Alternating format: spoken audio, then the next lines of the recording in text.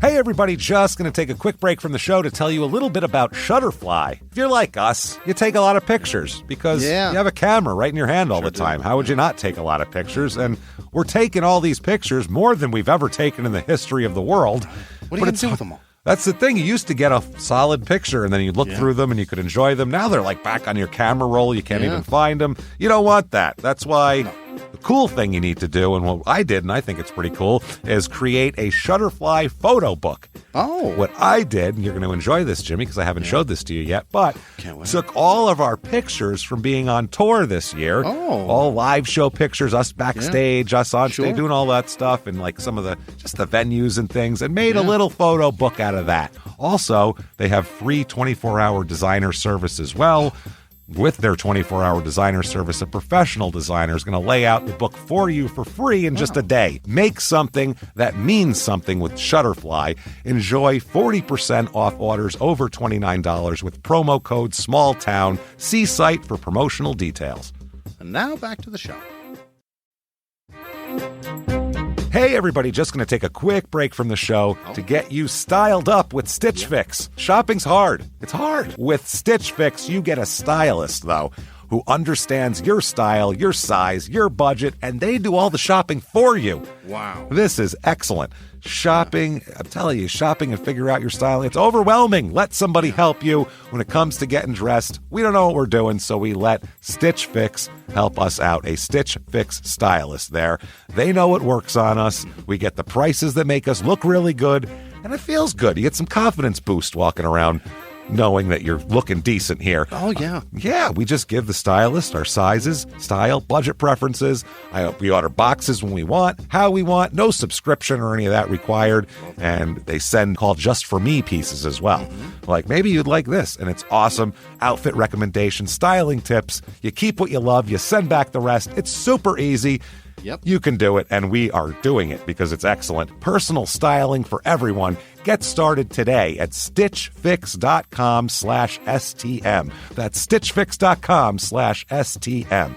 Now back to the show. This message comes from Greenlight. Ready to start talking to your kids about financial literacy? Meet Greenlight, the debit card and money app that teaches kids and teens how to earn, save, spend wisely, and invest with your guardrails in place. With Greenlight, you can send money to kids quickly, set up chores, automate allowance, and keep an eye on your kids' spending with real-time notifications. Join millions of parents and kids building healthy financial habits together on Greenlight. Get started risk-free at greenlight.com/Wondery. This week, in Vincennes, Indiana, a troubled person's life spins out of control in a sea of problems, arrests, and samurai swords until a vicious killing shocks the whole town. Welcome to Small Town Murder.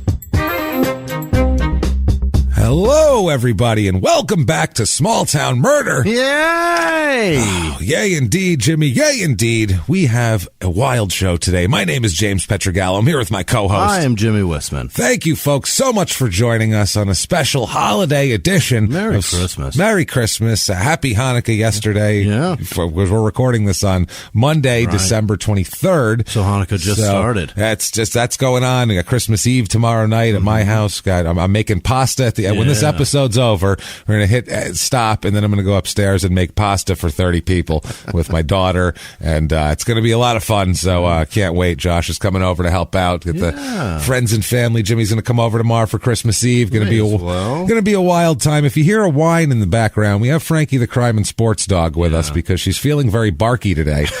Upstairs. So rather than having her bark at the neighbors and everything, and we're just going to let her hang out. So if she whines a little, it's just sorry. It's because I stopped petting her. Merry Christmas from Frankie the crime and sports dog. She's wearing a Christmas sweater. It's pretty hilarious. She's a giant white dog in a Christmas sweater. So yes, thank you folks so much for joining us this week. God, we have a wild show for you this week. I picked a special, fun, crazy one for Christmas and for the holidays, and it'll be nice, good times here. And I want to thank everyone for everything you you've done for us this week. First of all, everything. Your reviews on Apple Podcasts, that purple icon, they help so much. Yeah. We don't know why. No. It's just how their algorithm works. It helps drive you up the charts. It's that funky algorithm, and we need to feed it. So if you have not done it yet, please get on there. Give us 5 stars. It doesn't matter what you say. No. You can say, these guys are forcing me to do this. Right. I'm locked in a trunk right now. Yeah. And I have no choice. It doesn't matter. It just helps drive us up the charts. So thank you for that. When I'm done with this, they'll stop beating me. That's right. Hopefully. Also, go over to shutupandgivememurder.com, where you can get everything that you need for small town murder and crime and sports. And geez, listen to crime. You got to listen to crime and sports. I don't know. Jesus, man, listen to it. If you're not doing it, I don't know what you're thinking. There's a lot of craziness, and the last few weeks are a good place to start. Yeah. A lot of murder, a lot of weirdness. So get on that. Get on crime and sports. Also, get your tickets to live shows. Oh, they're going to be great. Because they're going to be a lot of fun, and they're going fast here. Our first 2 in February, Salt Lake and Denver, already sold out. Dunzo. Right after that, the 2 weeks after that in February, we are in Indianapolis and Louisville. So get your tickets to those quick. Boston is just about sold out. So that is absolutely nuts. We're talking like 20 tickets left out of 1,100. Unbelievable. In the Wilbur. So that's amazing. Thank you for that, guys. And that's in May. The tickets are going fast, and a lot of these. Nashville sold out. Portland, the second show now, is almost sold out. They're going fast, everybody. So thank you for that, and get your tickets now and all that good stuff. Time for the disclaimer. Yeah? Let's do this. Disclaimer, this is a comedy show. It is. It's a comedy show. We're going to have a good time. We're comedians. That's what it is. Yes, there's murder. It's called Small Town Murder. So if you didn't expect murder, I don't know what you were looking for here. There's going to be murder. People are going to die, and jokes are going to be made. Yeah. What we don't do, though, is we try and we go out of our way not to make jokes about the victims or the victims' families. That's very nice. Why would you do that? Because we're assholes, but we're not scumbags. There you go. That's how it works. And if that sounds good to you, we're going to have a good time, because it's a crazy story. There's a lot around a murder. You don't have to just make fun of something that's easy. There's a lot of craziness that goes on around people's lives when a murder occurs. Right. It doesn't just pop up out of nowhere most of the time. That's what have you. Yeah, so there's a ton of craziness, and we find the craziness and the panhandlery, and we find it for you and deliver it to you. That sounds good. We're going to have a good time. If you think true crime and comedy should never go together, you're allowed. That's fine, but I mean, maybe we're not the best fit for you. No. Enjoy something else, definitely. But other than that, if you're ready to have a good time and party and enjoy the holiday, murdery times, it's time to sit back. It's time to shout, "Shut up and give me murder!" Let's go on a trip. Great. Shall we? Let's do this. Let's go on a trip. We're going all the way. Man, we have been around here. We have. Where were we last? Was it Kansas? No. Was it Kansas? What are we talking about? When the last time we were The out? last episode? Yeah. Well, no, that was goddamn Stillwater. Yeah, it was New York. Yeah, we were in New York. And then Stillwater? because then we did Rome, Georgia last week. Rome, Georgia. And we're going all the way to Indiana. Great. Where Indianapolis is, where we'll be in February. I believe February the 15th in Indianapolis. So be there. This is in Southwest. It's Vincennes, Indiana. Or Vincennes, or however the hell you say it. Vincennes. It's a French word, so you guys have bastardized it anyway. So don't tell me how to fucking pronounce it, because you've ruined it. We've all unless you're French, I don't want to hear it from you. If you're French, you can go on and say whatever you want. It's in Southwest Indiana. It's right on the edge of the Panhandle there. There's a little Indiana Panhandle, and this episode is packed with panhandlery. This is a panhandle heavy episode here. Indiana is next to Illinois, yes? It's in there with Illinois. It's next to Kentucky, and Ohio's right there. Okay. Yeah, it's in that. It's east of no. Yeah. It's it's it's west of Illinois, because Gary, Indiana is right by Chicago, right there. Oh, yeah. South of Wisconsin. There we go. In that little so it is ballpark. Yeah. Okay. Over there. South of Minnesota, Wisconsin, and that. I'm region. in. Yeah. Okay. So this county that it's in is shaped like Louisiana, so that should tell you something right there. That's some Creole shit happening. That's some Creole shit going on for sure. Very swampy. It's going to be, right away. If you shape anything like Louisiana, you're asking for trouble, I feel like. Vincennes is about 2 hours and 15 minutes to Indianapolis, where we'll be on February the 15th. Get your tickets now at shutupandgivememurder.com. It's about 3 hours to Louisville, where we'll be the next night. Get your tickets now at shutupandgivememurder.com. Right. And it's about 3 hours and 15 minutes to Peru, or Peru, as the old people call it there. Episode 98, which was over a year ago. Wow. Back in the day. So it was. Yeah, it's about a year ago. So we're 50. This is 151, so it's 53 episodes ago. That's about a year's worth there. It's in Knox County, zip code 47591, area code 812 and 930. Never trust a small town with 2 area codes. Yeah. That's some bullshit. It's always a skeptical. They cut them right in the middle. They didn't care about these people enough. They don't have enough clout to keep themselves in one area code. 7.5 square miles. So it's not a huge town. Their motto here is, quote, Indiana's first city. Is that right? It's true. Yeah, Indiana's first city. But it's not even a city. Well, I mean, technically anything is really Is it? I mean, Sim City's a city if you're playing it, I guess. Got a point. Or their other motto is, this is kind of what they'll tell you when you get there. Yeah. That's to get you there is Indiana's first city. And then once you get there, it's, quote, we didn't mean for all this to happen. So we are sorry. We didn't mean for all this Indiana to spring up around us. We're sorry. We apologize. All this southwestern Indiana. Indiana's first city. First city. And we'll discuss how that happened here. It's located on the lower Wabash River, and it's southwestern part. It's down there, man. This is some rural shit down here. Like I said, it's like 3 hours away, 2 to 3 hours away from all cities. From everything. 3 hours, even 3 hours from, Chicago. I think it's like 4 hours. It's like 2 hours from St. Louis. So there's a lot of, you can get just about anywhere here. It's been inhabited by, Native Americans for thousands of years. It's not like it was, barren or anything like that. I guess there was a lot of burial sites here. For some reason, local indigenous people used this area specifically as like giant burial sites for some reason. Burial ground? Which might explain a lot. That's horrifying. This could explain a lot. We're talking thousands of years old burial ground. But still, they were like, I just put them in Vincennes and now... Bones are ashes today. But things still, are happening. Yeah, who knows where they are now. But the first European settlers here were French, as you can tell by the name, Vincennes. which is quite... The name is spelled Vincennes, which... Yeah, it's which could be like either an Italian guy going, "Hey, Vincennes, get over here, you fat bastard," or it could be chubby fuck. Vincennes here. It was founded as part of the French colony because this is part of what the French owned. Got it. This is this is the other what side. we bought from the French in the early 1800s. There, the Louisiana Purchase, as it might be. Maybe that's why it's shaped like Louisiana. It's possible.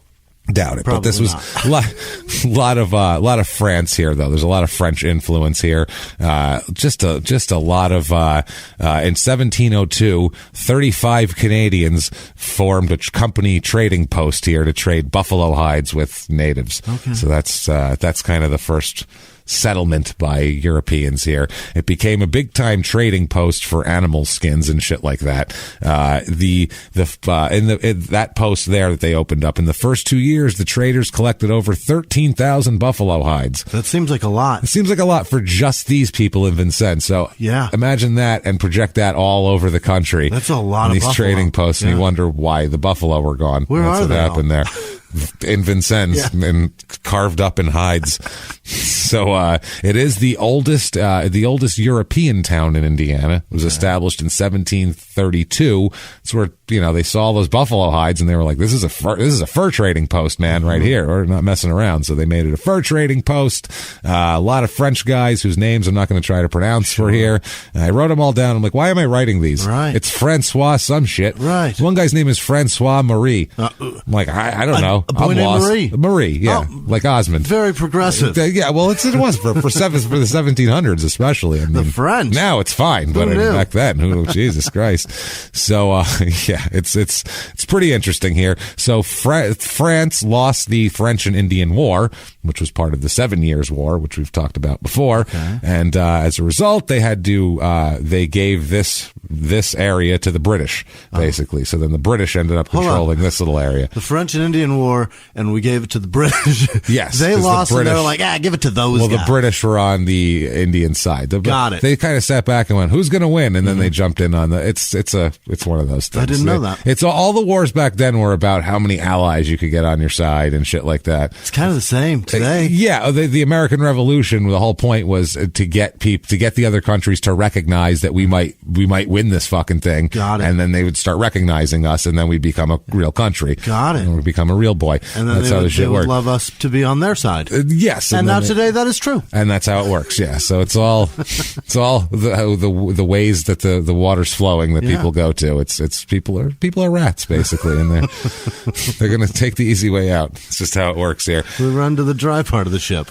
That's it, man. So, this area fell under this was the British's area, or the British's. This belonged to the British here. A British Lieutenant John Ramsay came here in 1766. He built a fort and surveyed the area and said, "We're naming it Fort Sackville." No. Instead. Stop of it. Vincennes, okay? So he took Sackville. Was Dicktown not available? I believe Taintburg was taken by the next town over was the problem. So we got Cock Ridge there. It's Cock Ridge there. You got Taintburg over here, you know what I mean? We got the shiny brown mountaintop too, so we're gonna have to Fort Nipple over there. It's not good. Fort Areola is going to be a problem, I feel like. So let's head over to Sackville. Really? Are you shitting me? This Sackville. is for real? Fort Sackville. So this was a lot of different culture here because there's a lot of Native Americans, Canadians, Brits, French left over. So there's a lot more kind of intermixing of cultures here than normally takes place in other. That's why I wanted to call that, because it's a sack, like a sack of people, sack of things. Sackville. I don't know what the hell because he sacked it. I have no idea. Shafton was unavailable. Yeah. Well, in the end, it didn't matter because we ended up changing it back and everything. But after the American Revolution, the Americans obviously took control of this area here, and there's some weird shit that goes on. In 1786, a Captain John Hardin led a mounted Kentucky militia across the Ohio River and destroyed a friendly Native American village for some reason in a town. Were friendly. Yeah, they were friendly. They had no problems. Just like, let's just go fuck those guys up. Okay, we want Taint Town as our fucking name. We're going to say we're taking your name. So this led to a series of attacks and then fighting and back and forth between the Wabash Indians and the American settlers. Poor bastards. It's finally in 1786 here in July 1786. Imagine the look on their faces. Yeah. Oh, they are really in a hurry to come over here and trade with us. Hey, how's Look it going, at them. guys? Why do they have their guns out? Hey. Oh, my God, that was my wife, my kids. Just holding up a buffalo hide. I thought this was what you wanted. No? Oh, okay. They just seem angry. I don't get it. Very, very not good. Oh, Lord. Fucking, that's a pretty dick thing to do. So in July of 1786, the Wabash Indians landed in 47 war canoes.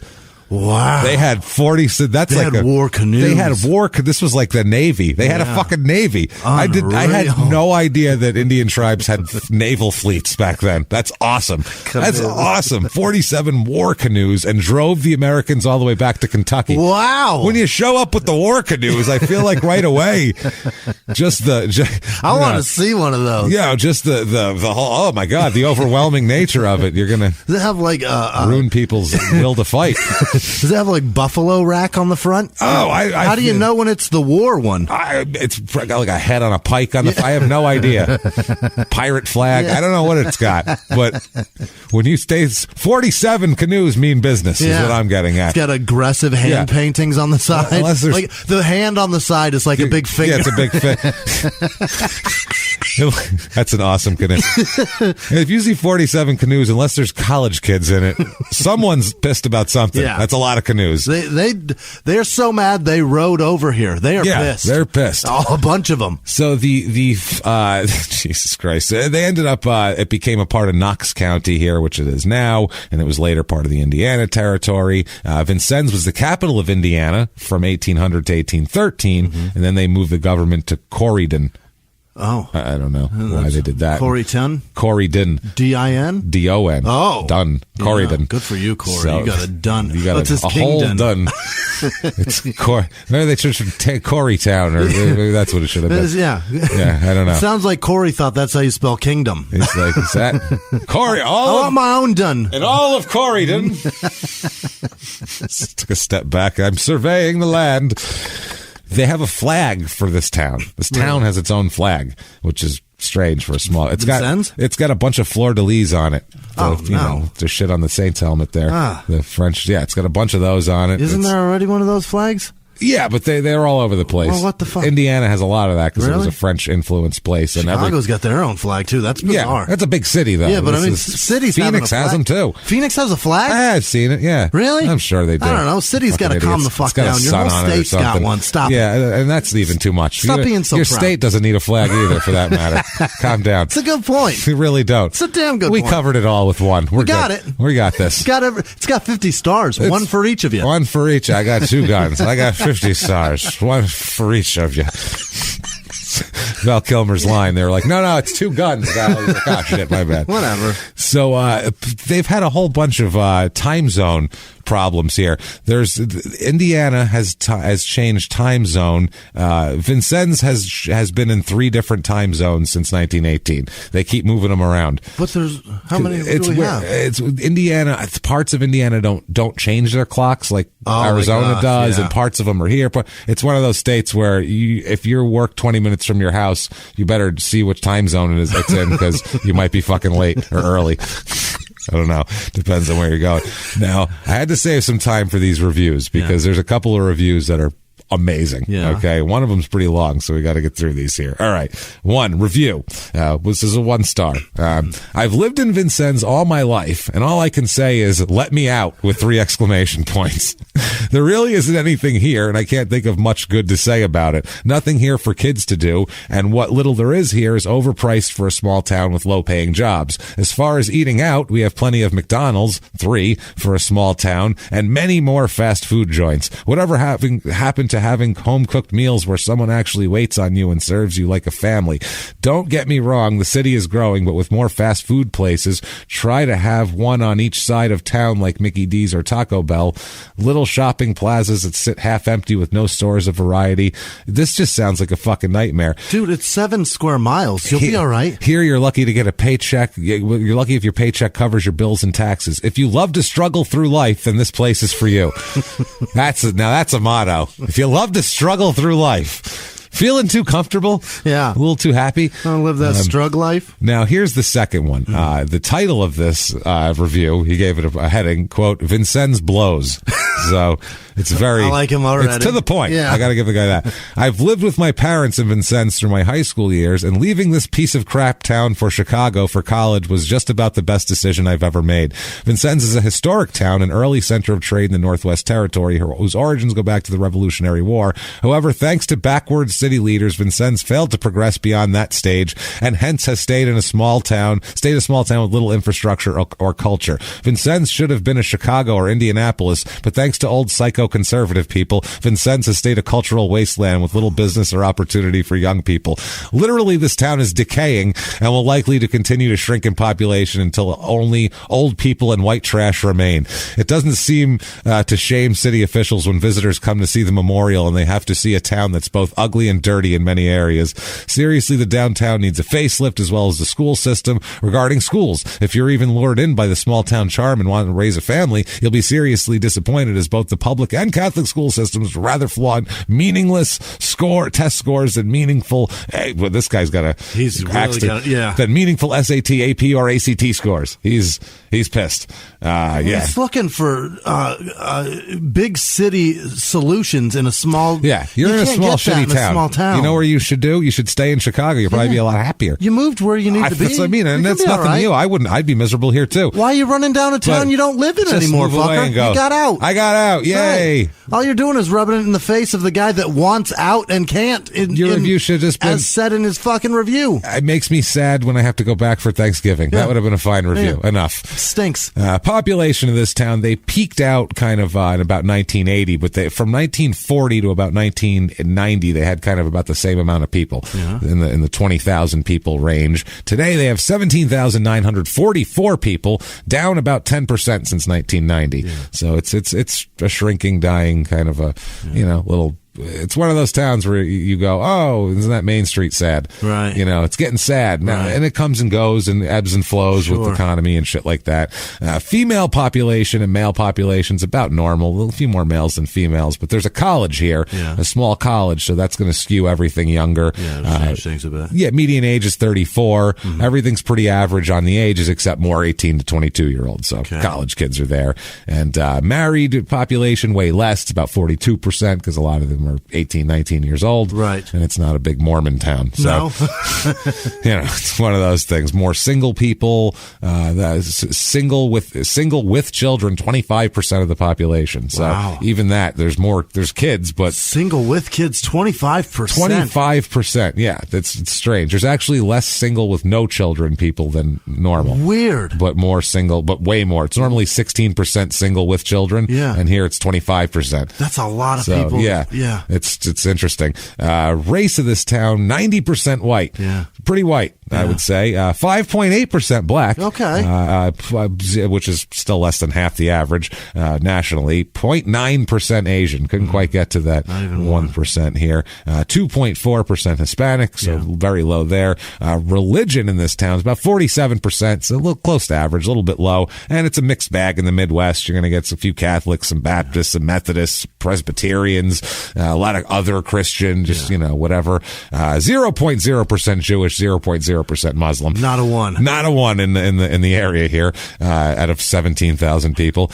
And this county is very conservative. It's a rural kind of county. It's very conservative. Last election, 24% Democrat, 71% Republican. That is overwhelming. 4% independent. Yeah, it's a rural county, and it's known for being very conservative. Okay. Unemployment rate here is about 3.5%, so that's about the national average, which is pretty damn low.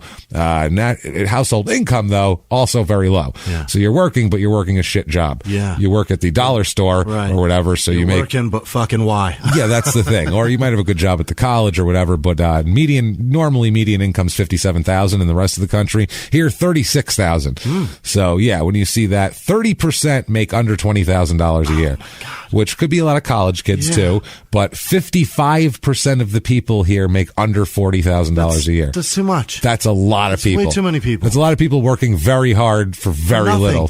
What was the quote? If you like to struggle, this is the place for you. That's economically, that guy doesn't seem to be lying.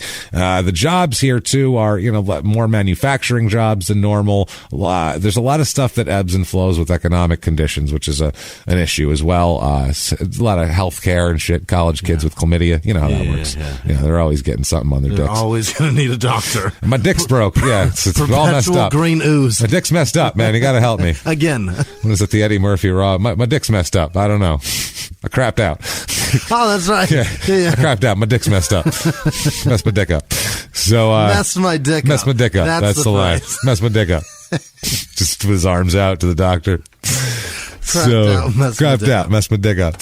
So overall here, cost of living, 100 is regular average par. Here it's about 70. And the main thing driving it down low is housing, which is a 41. Good. Out of 100. Yeah, it's normally it's $231,000 is the average home cost in America. Here it is $95,000. So way less here. A lot of houses in the $60,000 to $80,000 range. Mm-hmm. Over 25% of the houses fall into that category. Okay. So it's got some it's affordable. Let's say that. And if you've decided to afford it, we have for you the Vincennes, Indiana Real Estate Report.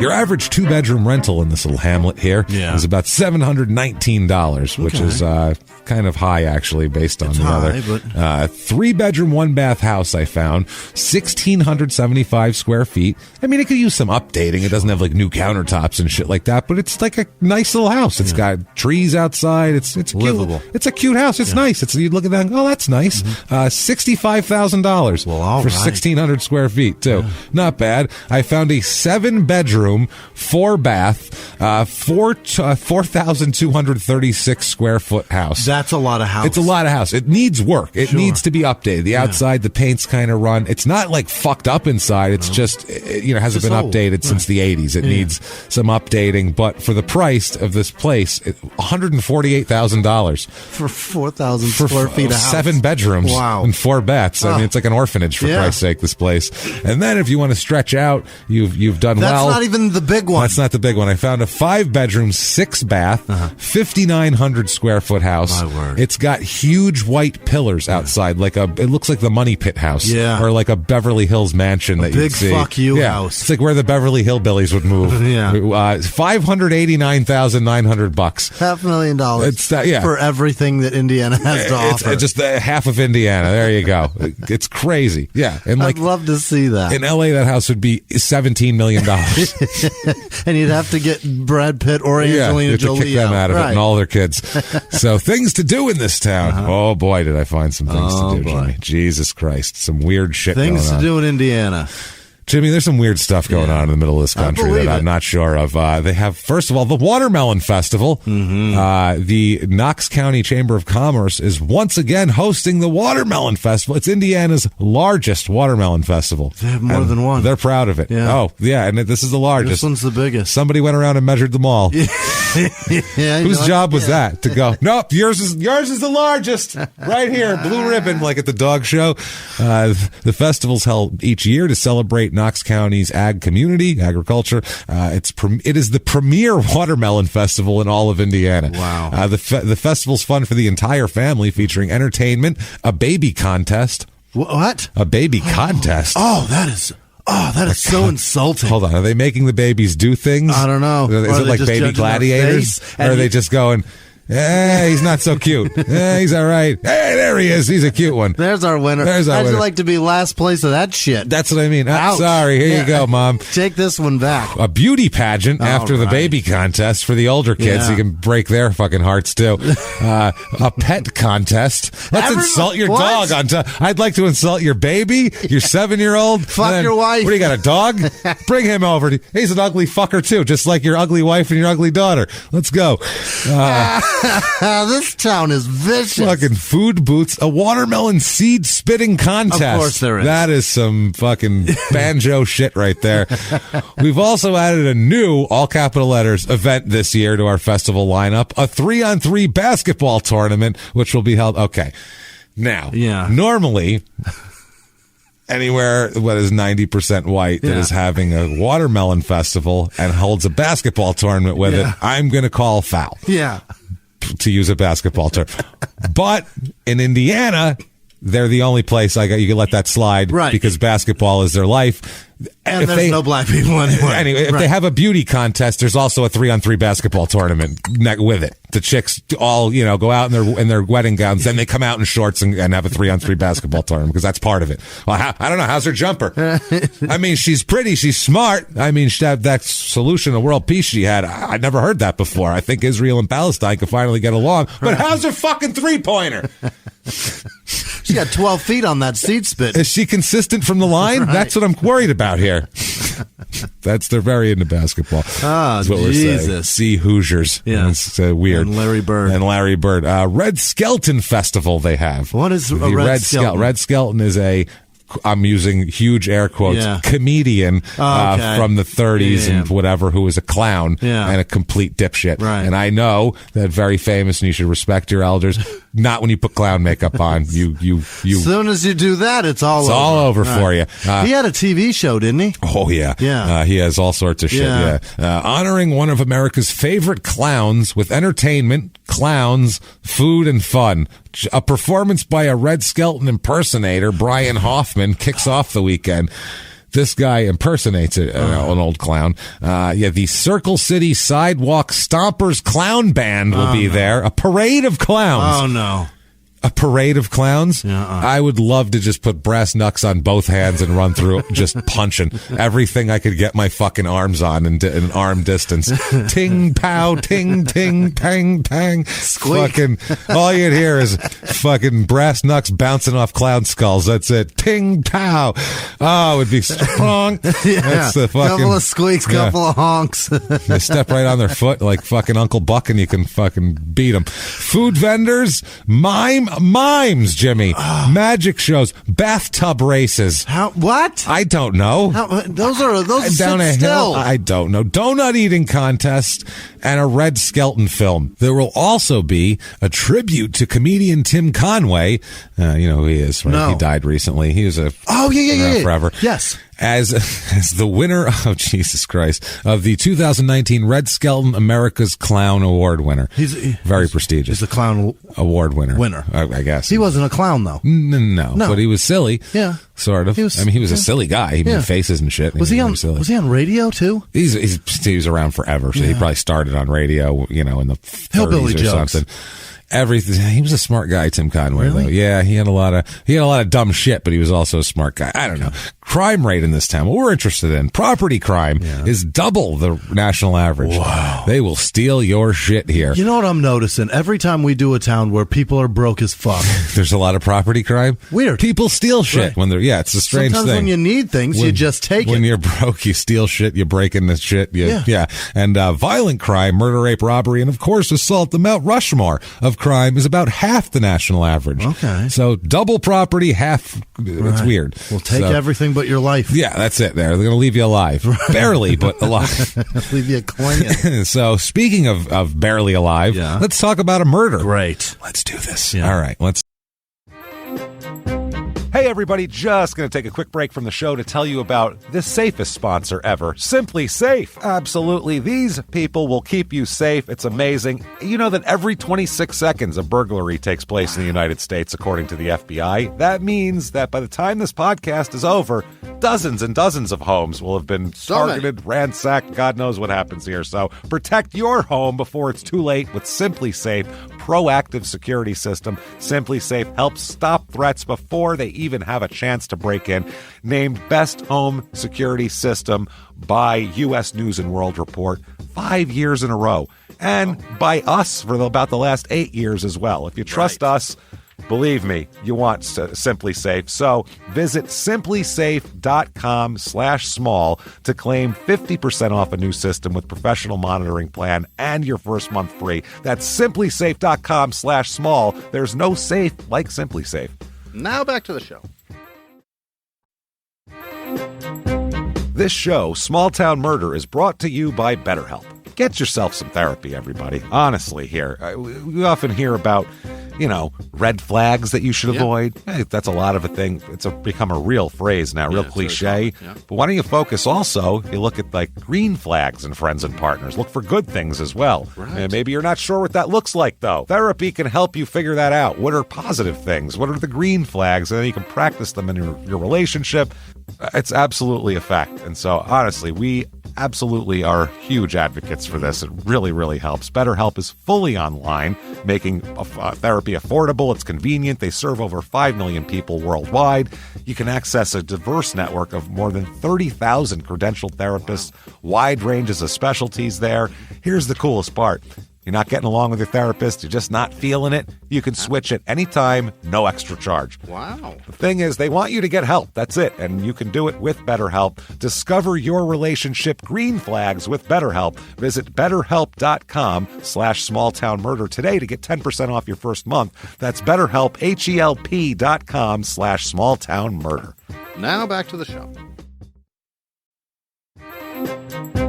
Hey Hey, everybody, just going to take a quick break from the show and tell you about Noom. Has Noom helped you? I believe it has. Oh, that's got an app. You can do tracking. It's terrific. It does. Noom builds personal plans that can meet individual needs. That's the thing. Takes into account any dietary restrictions, medical issues, other personal needs. That helps build a plan that works for you. And yes, so I know that you've had your own personalized program here that you've been working on. And it's weight loss this is weight loss results that last. They stick around because you get yourself into a lifestyle change. That's what matters. That's mainly it. You can't just say, I'm going to cut that out for a month and then go back. Do it. That's not what it is. So I'm glad it's helping you. That's great. And it really does. I like the psychology and biology-based approach here. Noom Weight uses psychology. That's why they say losing weight starts with your brain, but it also takes into account your unique biological factors, Jimmy. All of your all different. Multitude flora and fauna that goes on inside of you there. Sure, yeah. Stay focused on what's important to you with Noom's psychology and biology-based approach. Sign up for your trial today at Noom.com. Noom.com, Noom.com here. Based on 3.5-year study of actively engaged Noom users with minimum starting BMI of 25. Individual results may vary. Visit our website for more information.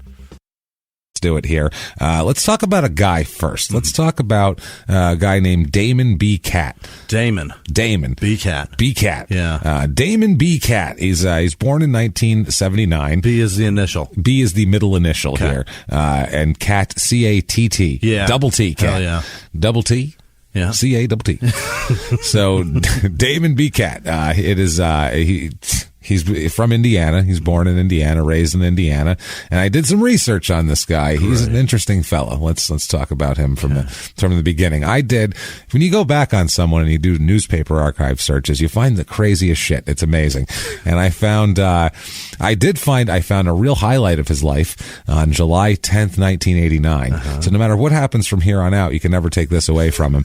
July 10th, 1989, his little league team here in a tournament won 15-0, and he hit a home run that day. Grace. So, that's right. This is Crime and Sports. We'd give him a grace right here. So that's it, guys. So that's his shining moment. He talks about it the rest of his life. Oh, that ball going out, he still talks about how it glimmered off the sunlight as he watched it. And the second he hit it, it was weird because he didn't even feel it. It was one of those, he hit it on the sweet spot of the bat. Never felt it, but he watched it soar majestically. The B in Damon B. Cat stands for baseball. It stands for baseball. Stands for Bambino.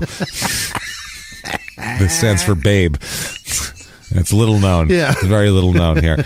So, I don't know what the final of the tournament came out as, but very important stuff here in 1989 Indiana Little League Tournament. So in 1991, I found he's in the 6th grade, and he apparently successfully completed a 17-week. That's a long program, by the way. Any program that's 17 weeks long, I don't think cops train for 17 weeks. No. I really don't. No. I think they train for less than that, and they just give them a gun and a badge and send them out there. 17 weeks is usually a trial period to see if the medication works or kills you. Yeah, 17 weeks is months. That's over 4 months. That's a long time. It is. It's about 4 months. That's a long-ass time. A 17-week drug abuse resistance education program. Oh. So it was like he learned for 17 weeks. It was like a 17-week hardcore tell kids not to do drugs program, which just seems... Good for you, Nancy.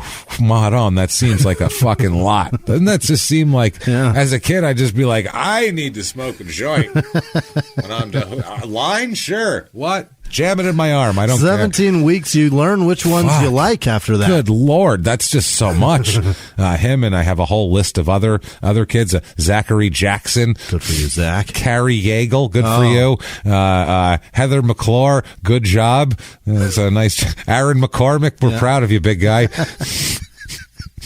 I wonder how many dropped out after like 4 weeks. Like, this is too much This is drugs. just too much. Jesus Christ. The kid's like 11 at this point, or 12 or something. It's like putting them through 17 weeks of this 17 weeks just seems like... I'd like to know how many of these kids ended up to be drug addicts, because I bet a greater percentage than the regular population, probably, in the end. They just knew too much. Police taught them which ones they want to try. Like an hour, they could have just scared them. I heard some crazy shit. I'm not touching it. But 17 weeks, you just know too. You're just too familiar at that point. You're like, fucking heroin again? Yeah, all right, fine. Yeah, I know, you get tired and whatever, fine. It's like a semester of pharmacy school they just put them through. These kids are actually now certified pharmacists in the state of Indiana. Yeah. They could probably pull it off, I think. So in August of 1997 now. So now we're talking about 6 years after teenage years here. He's 18 years old at this point. Okay. And oh boy, he's a fucking idiot. He is held, I guess. He's booked at this point in time at 18 in August of 97 at the Bicknell. He lives in Bicknell. He grows up in Bicknell, Indiana. He booked into their police department at 10 o'clock p.m. on a warrant, on a battery warrant. So he's 18 years old. He's already got a battery warrant, beating people up, and he's held on a $500 bond at that point. And it's going to escalate from there. Basically, the second he turns into an adult, he just goes off. His hands to himself. His hands, his meth, his weaponry, his everything. We'll talk about it. Let's just say that program didn't work very well. I really, really want results of the other kids. I should have started looking them up for crimes, looking them up in the fucking databases.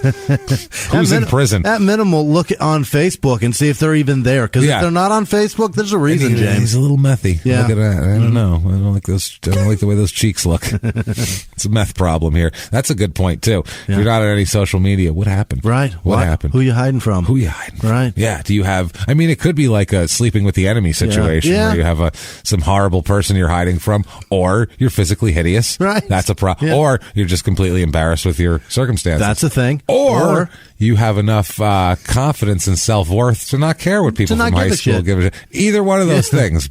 Or you are predisposed and not allowed to have fucking internet privileges. Yes, or you're a child pornographer and you're not allowed on the internet at all. So any one of those categories, I believe there's 5 that we just listed, is the reason why your old boyfriend isn't on Facebook.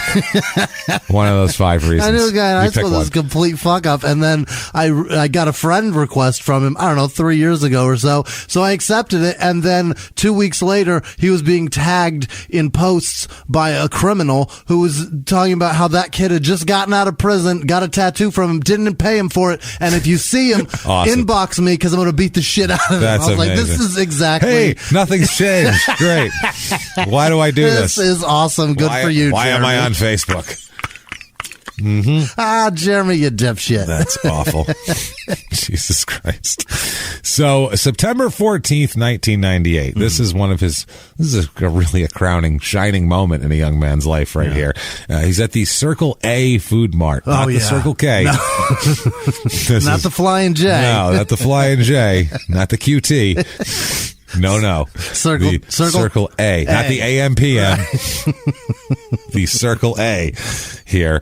It's on 6th Street, and apparently there was police get a call about a fight happening there at the Circle A, where all the fights happen, really, where shots were fired. Oh, Jesus. Which is a lot. That's it's escalating. Let's just say, it's certainly not a talk any longer. No, it's not just a shoving match. No. Shots were fired. So the cops get there. Witnesses at the store say, "Okay, there's this guy Richard Poe, and there's this guy Damon Catt, and they were involved with some altercation with some other people, and they fled the scene in a green Oldsmobile." Okay. So officers end up stopping the car. A few minutes later, they go look for the green Oldsmobile with 2 idiots inside of it. Right. It's not hard to find. No. Not a lot of green Oldsmobiles rolling around. There weren't any. There weren't a lot in the late 90s, and there are fewer today. Even if there was Oldsmobiles, there's not a lot of green ones. I'm sure that's an odd thing. So they pulled. So it's an odd choice for your color. I'd like the worst car and the worst color, please. Thank you. Actually, brown is worse. I would like to make 2 bad choices today. Yeah, I'd like 2. Brown is worse. Whenever you see a brown car, you're like, why'd you do that? Why? First of all, why'd they even make that? Right. And then that had to be a discount.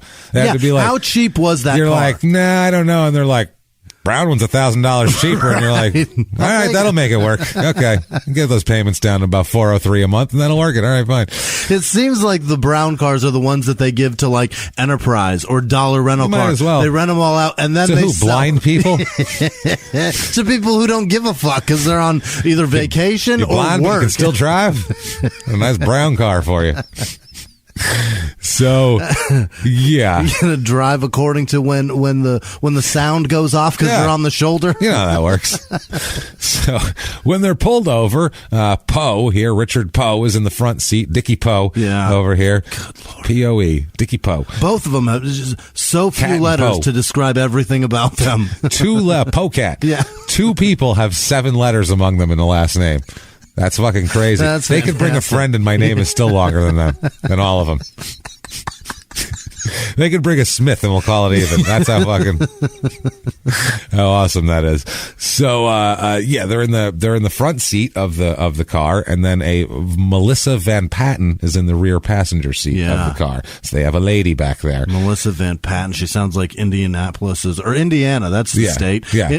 She sounds like Miss Indiana. She probably was. She sounds last year. Shit. This year, this year it's on all meth over. in the back of a car after a shooting at the Circle A food in the back mart. of a green Oldsmobile. Yeah, she's like, well, I don't know what happened. I had a talent. They pull her over and they pull him over. Those 2 are like just giving their life. She's like, I don't know what happened. In the back seat, take me away from this, please. I sang America the Beautiful. I sang it so well. I have no idea. I made an old lady cry. Right.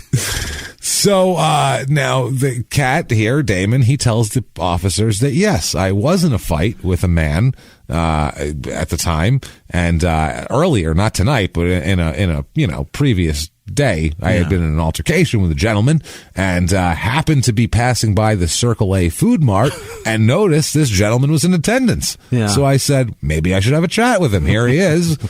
This is nice and easy. Went in to have a nice civilized chat with him. And that's how it was. Actually, he said that he wanted to get back at him. Right. And he saw them in the store and he said, I'm going to go fight him now. Right. I'm going to go beat his ass. There's that motherfucker right there. There's that motherfucker right there. Right. I'm going to get him. Pull it over. So, now, he didn't mention the gun. He said, I don't have a gun. And they searched the car and they didn't find a gun. Mm-hmm. Obviously, if people are calling the cops, they were hopefully at least smart enough to ditch a gun. Yeah. So, police released them because there's no gun and there's no complaint from a person saying they were assaulted. Okay. So what do you hold him on? Mm-hmm. Just people said he did something, but there's no proof of it. Right. Nobody can prove shit. So they returned to the store to talk to the witnesses again, and a woman told them that they had seen Cat fire the handgun toward the man. Oh. Okay, now it's a serious thing. Someone else is there going, okay. And another witness said she saw a woman in the car, the woman who they drove away in Indiana. Miss Indiana here. Yeah. You know it. What was her talent in singing America the Beautiful? Right. You think?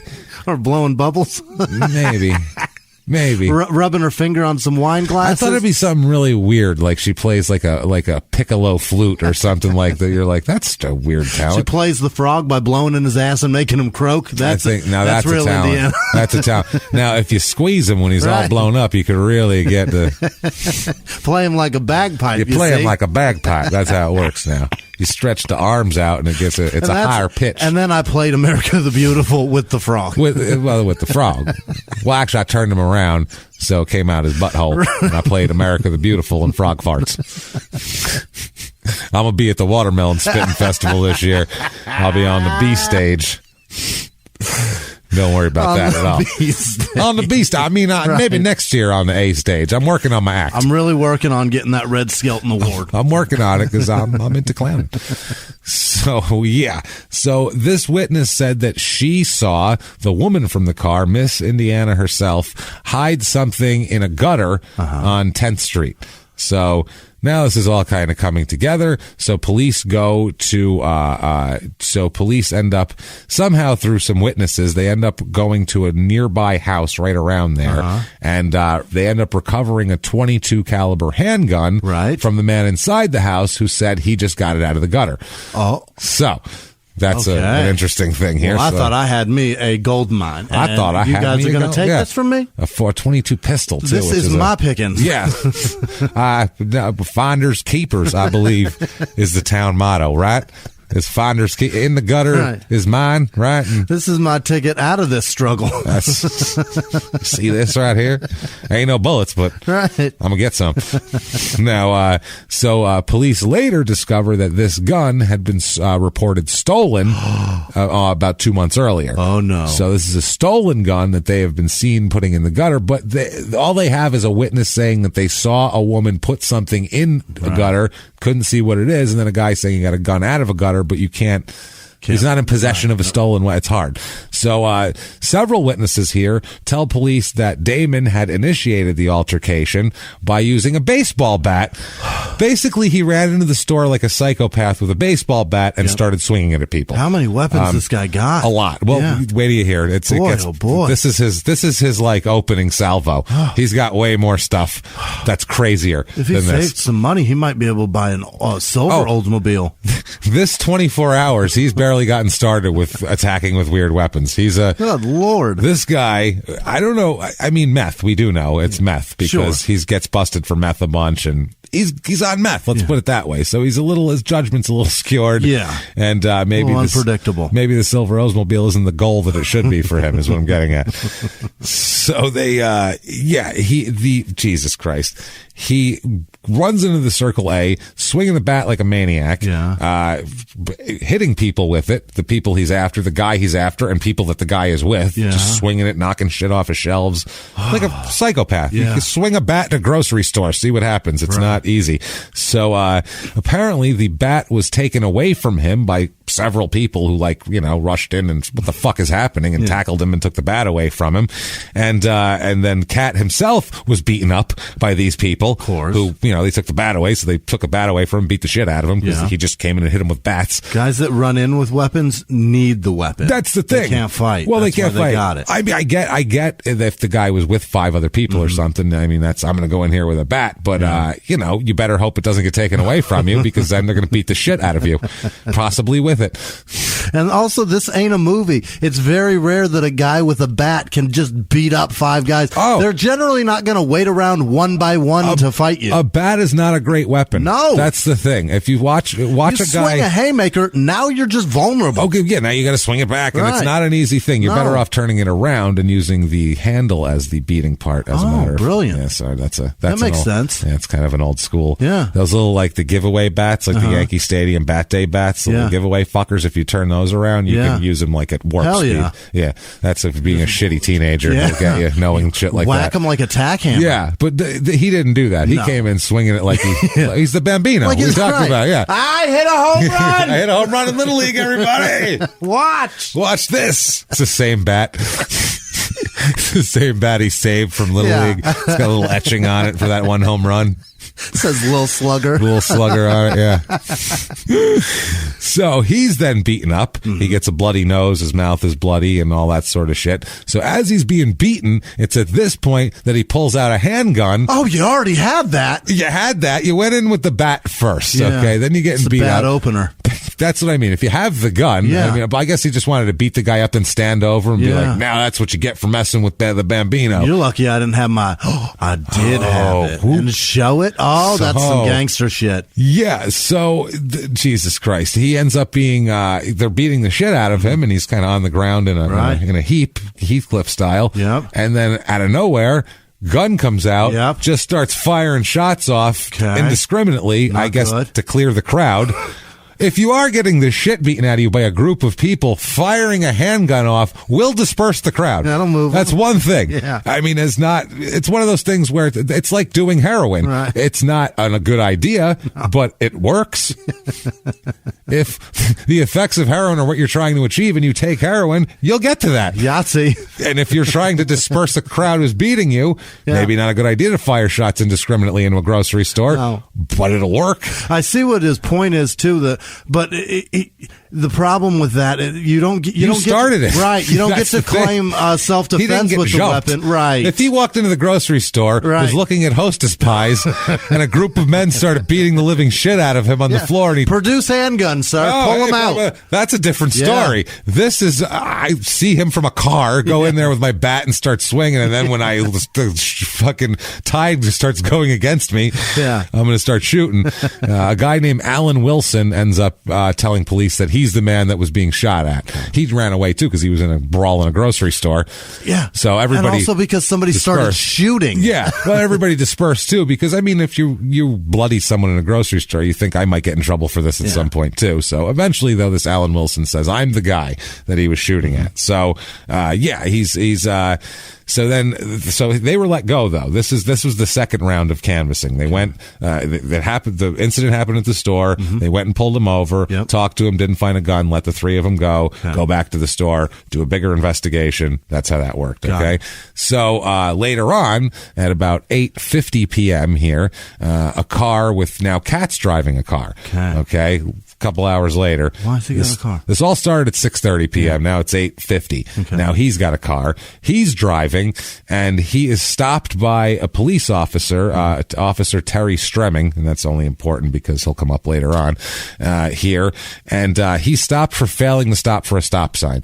Okay. Now, you've ran into a store with a baseball bat acting like a lunatic. Right. You got away with that. You didn't get killed by a group of guys trying to kill you. You shot off a handgun. Didn't hit anybody.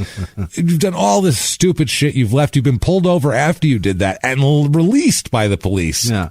Fucking unreal. And then you're still dumb enough to not stop for stop. How much police interaction can you have in one day is what I'm getting at. It's too much police interaction for one day. That's terrible driving too. And at some point, don't you just, after being stopped by the cops and being let go after all of that, don't you go 10 and 2 staying in today? Fucking 10 and 2. I'm not going fucking anywhere. No, I'm staying the fuck. I'm going out. I'm getting a 12-pack and I'm coming home. Anything? Somebody go get that for me, please. That's what I mean, man. I don't know what the fuck here. So instead, he's pulled over, and there had been. Apparently, the police officers, the police said that there had been complaints about the vehicle driving erratically and doing crazy shit in other parts of town. Yeah. So the police were actually looking for this car anyway. And then they saw him roll through a stop sign. And so they're like, well, let's pull him over for that.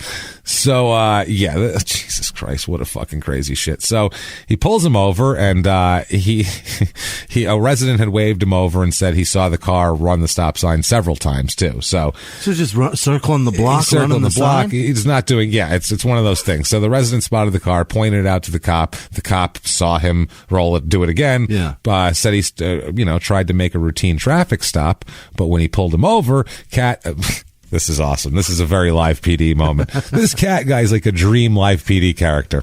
You just want to follow him around with a camera because he's going to fuck up. Apparently they pull him over, and Cat, before anything happens, Cat immediately begins just an absolute tirade of obscenities at the top of his lungs, calling the cop a piece of shit. Wow. And how fucking dare you? And you can't arrest me. And you can't. The one thing is, whether they can or can't in the situation, don't tell cops you can't arrest me. That makes them go, but I'd like to. Right. And then they try to find a reason to. A reason. Don't challenge people to do that. And that's their job. It's almost like if you said, you can't make me laugh, you'd go, well, I bet I can. And I'm going to tell you some shit. One of those things. I'll bet that firefighter can't put out this fire. Like, that's what he's literally doing. Telling him you can't do exactly what your job is. And doing it out the window, too. Right. The cop's still walking up, and Cat immediately popped his head out like, you motherfucker, you can't fucking arrest. He didn't even get to the car. He didn't even say license and registration yet. Had no idea what the deal was. So Cat's on one, let's just say. Let's just say the Bambino's on one. So the cop says the Cat eventually kicks open his door, like fucking angry style, kicks open his door and starts to get out of his car. He put out a hand to pull himself out of the car, and the cop tried to grab his arm to restrain him because he didn't seem like he was coming out to, Ask him about his ask day. him if there's any good pizza places around. Right. I feel like he was coming out for some confrontation at this point. So the cop tries to grab him and restrain him, but at this point, the Bambino punches him in the mouth. Oh, no. So this is his night so far. Yeah, this baseball bat craziness, firing handguns indiscriminately in the fucking frozen food aisle. Right. And now he has slugged a cop. Oh, you can't do that. This cop, by the way, still nothing. He didn't even say license or registration yet. Right. He has just walked near the car and has been hit with a stream of obscenities. And then in the mouth. And then he's been, got out of the car aggressively and been punched in the mouth now. So it's Cat is definitely causing all of this tonight. Yeah. He didn't have, none of this shit had to happen. Cat's a lunatic. That's the thing. He's the problem. He seems to be the problem here. So he punches him in the mouth and backed into this. I guess like he hit him in the mouth and then kind of fell back into the car after that because he was like just popping out of the car. So he hit him and then kind of fell back with his ass kind of with his legs hanging out. One of those. Probably couldn't believe that he just hit a fucking cop. Yeah, because he's a fucking idiot. So the cop reaches in and tries to grab him, and then Cat starts kicking and punching the cop more to keep him off him. Yeah. So now he's kicking him out of the car. Right. So now we have this situation. This is he is very lucky he hasn't been just shot. I don't know how he hasn't. Or tased or something. Yeah. So apparently the cop says that the Bambino here knocked off that his pager thing and his radio off of his uniform, and even managed to get the extra clips, the extra pistol magazines out of his belt. Wow. And threw them out of the car. Now he's just being a dick.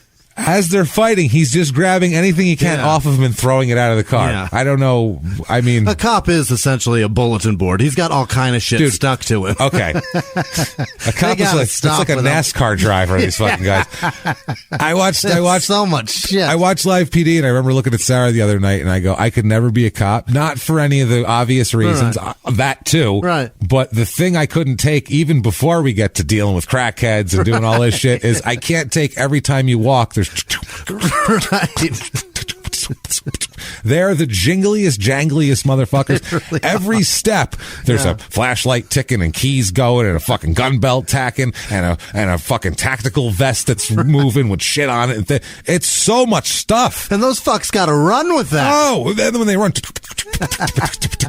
I would lose my fucking mind. I would take the belt off by the end. I would lose my shit. I wouldn't be able to take it anymore. Remember when you were a kid, you'd like kick your shoes off to run faster? Jesus. Cops, Jesus, how do you go anywhere at all? How do you make any progress? It's not, even in the car, they're just driving and moving. And I'm like, how do you tolerate this? How do you deal with it? That's the most excruciating thing. So maybe this guy's like, thank you. Jesus, there's shit. There's so much lighter. So much stuff on me. You realize you're really helping me kick your ass right now? Yeah, this is great. So much lighter. I'm feeling like svelte and strong. So he apparently throws them out of the car and then punches the buttons of the two-way radio that's on his. He's like hitting his radio, trying to like break it, I guess, and just punching calls. it. Yeah, he's just, and it's probably going in and out of this, and he's punching it, and he's struggling with him, and it's at this point that Cat tries to get at his pistol as well. Yeah. So this has turned into, a very tense situation for a cop here, and so Cat manages to kick the officer from the car at that point and like kick him, so he's kind of shoved away from the car. So the officer is standing there going, what's going to happen now? Yeah. Bet he didn't expect this to happen. Well, Cat reemerges from the car very quickly after the officer, but this time he's armed, not with a gun, not even with a baseball bat, with a fucking samurai sword. The cop kills him right now, right? He pops out of the car with a samurai sword. I repeat that. So he went from baseball bat to gun. Yeah. To a fucking which is a crazier weapon than a gun. It really is. It's a crazier weapon. Right. If someone's mad at me and they pop out of their car with a samurai sword, I'm way more fearful than with a gun. I've never seen a samurai sword used in any sort of fighting, unless it was like an Asian, like Bruce Lee movie or a Quentin Tarantino movie. That's the only time that lunatic weapon is ever used. Think about this. How many times? It's a crazy fucking weapon. Okay, how many times in a movie have you seen someone threaten someone with a gun but not kill them. Happens constantly, Constant, right? yeah. Constant. They Right. pull it out. Hey, Right. motherfucker, get back. How many times have you ever seen someone pull out a samurai sword and not chop a body part off? Never. That's what It happens. just never Yeah. happens. If Yeah. someone has a sword, Right. they mean business. Yeah. That's what that says to You're me. getting stabbed or opened one way or Holy another. shit. Yeah. And if you're a cop, you're just like, oh, this asshole rolling through stop signs. What Right. an idiot. Next, a minute and a half later, Next, you got Bruce Willis in Pulp Fiction standing in front of you. you're bleeding from the mouth Right. with some meth head white trash lunatic, Southwestern Indiana fucking shitbag Going, Zed's dead. popping out of his Oldsmobile, ready to fucking open you up like a goddamn mall security guard who's taking you for rape things. Unreal. What's happening? I don't know what's going on. So he gets shot right in the face right now, right? No. So the cop, rather than shoot him, jumps behind his police cruiser for his own protection and draws his pistol. Yeah. So he does the right. He gets back there and says, "Hey, if you don't fucking drop the sword, Right. I'm going to shoot you because clearly you mean harm to me, as we've already established." You have a samurai sword. And now you have a samurai sword, which I don't know if you've realized makes it way worse. Yeah. It's just way scarier. It's a giant razor blade. So yeah, so it's at this point. Okay, there's other people in the car, by the way. What? Okay, he is not the only person in the car, and I saved that because it makes it extra crazy. Okay, the whole time the Miss Indiana has been in the passenger seat. Okay. Wow. Is she handing him weapon after weapon? She's probably like, my dress was so pretty. She's just screaming. Get me to the creek so I can get more frogs. I was going to go to New York and be a model, and she's just crying. At least I Chicago wanted the somewhere. scholarship so bad. Somewhere. I spent it on meth. So, okay, now let's picture the scene, okay? Yeah. Cop car behind a car, like a cop car pulls somebody over. Right. Kind of cop car's a little more out in the road than him. Okay, he is standing, Bambino, standing outside of his door, facing back toward the cop door, back toward the cop car, samurai sword in hand, in full battle. Yeah. In battle stance. Right. Okay. Samurai sword battle stance. All right. He's gone through the kata. He's got it, right? Yeah. So the cop is now behind his door of his police cruiser, using it as a shield, as they do, with his gun drawn over the, through the, not through the window, but, Between the door and the, Right. telling him, drop the fucking sword or I'm going to shoot you. So, Cat has many options here. Yeah. He can charge him and say, hopefully my sword is faster than a bullet. Maybe I can block the bullet with the sword. Whack, whack, whack, whack. Just Samurai, knock them all down. fucking Wu-Tang style. Maybe. Or I could drop the sword. That's surrender. Yeah, super, definitely plausible. Be cool like that. That's a thing. Or third option, I could fucking yank Miss Indiana out of the car and hold her in front of me like a human shield. Oh my God. And that's the one he takes? He takes that option. Oh, boy. Whatever the worst option is, this guy's going to do it. If you go, well, he could do that. Or, he could do that other crazy thing. That's what he did. Trust me. That's always the thing that he did. The thing that's the worst fucking thing he could have done. He did it. So, oh boy. Yeah. So he then, Jesus. So now he's got a human shield in front of a cop and it is Miss Indiana. He's got Miss Indiana in front of him. By the way, I don't know what she means to the cop. It's his fucking chick that's with him. Like, and the cop's like, I don't know. That's between you guys, I guess. So he's got her as a shield using the sword. Like, I'll cut her fucking head off if you shoot me, which is, or if you don't put your gun down. So now they're in a standoff with a sound. This is insane. This is not Southwestern Indiana behavior usually. So, but this is very Panhandle. This is crazy. Panhandle of Japan, but it's still Panhandle. It's still very, very weird. So at this point, there's a slight standoff where Damon now, Cat, decides, okay, I've had enough of this, and decides to take a more proactive measure and uses the sword, turns it around like a javelin, and throws it at the officer. I swear to God, this happened. He turned it around and threw it like a fucking javelin. This is towards the police officer. Oh boy, this is like a parody bad movie. How much would you love to be watching this out your window of your house? Like if this is going, hey Ma, someone's getting pulled over outside. What the holy shit? He's fighting with the cop. He's got. Oh, he's got a fucking sword. He's got a goddamn. He's gonna get shot. Oh my God, he's gonna cut this lady's head off here. Holy shit, he just threw like a fuck. Ma, get over here. Jesus Christ. He threw it like a goddamn javelin. The sword went through his door, What the fuck is happening? This is insanity. So he then gets back in his car. Cat throws the sword at him, which is a distraction for the police officer, and then gets back in his car and doesn't. This is the other thing. He's get back in his car, drive the fuck away. Right. Get away from the police officer. No. He just gets in, click, click. Oh, no. Worse. What's the worst thing he could do right now? What's the worst decision he could make? Drive away, Put sit it in the reverse. car. There you go. Jimmy, all you have to do, if you decide what did he do, just go, what's the worst? I mean, you got to think outside the box, not even in the realm of normal. Just what's the craziest, worst thing a person can do? He's got to try and disable that cop car. There you go, my friend. So I am white trash extraordinaire. yeah, that's the thing. So while this is happening, he gets back in his car. The cop uses this opportunity to start picking his shit up off the street. His radio, his extra clips. He can't chase the guy. Back on. He can't chase the guy and leave 2 full clips worth of bullets in the fucking street. That's not okay. Kid's gonna grab all these 40 cal. That's what I mean. They go, yay, the kid who's watching from inside. Hey, Ma. Oh, shit, he left his clips He out left there. so many mags of 40 cal. You know how much that shit is at the Walmart? Holy Jesus. This is going to be amazing. So, it's like 50 rounds. yeah, so this guy is bent over in the street picking up his shit, thinking that Cat, like a normal suspect, is going to drive away. Normally, they get in the car, they're going to drive as far away from the cop as possible. Right. That is normal thing. Instead, as he's picking his shit up, he hears a bystander from a yard say, "Watch out, the guy's backing into you," to the cop.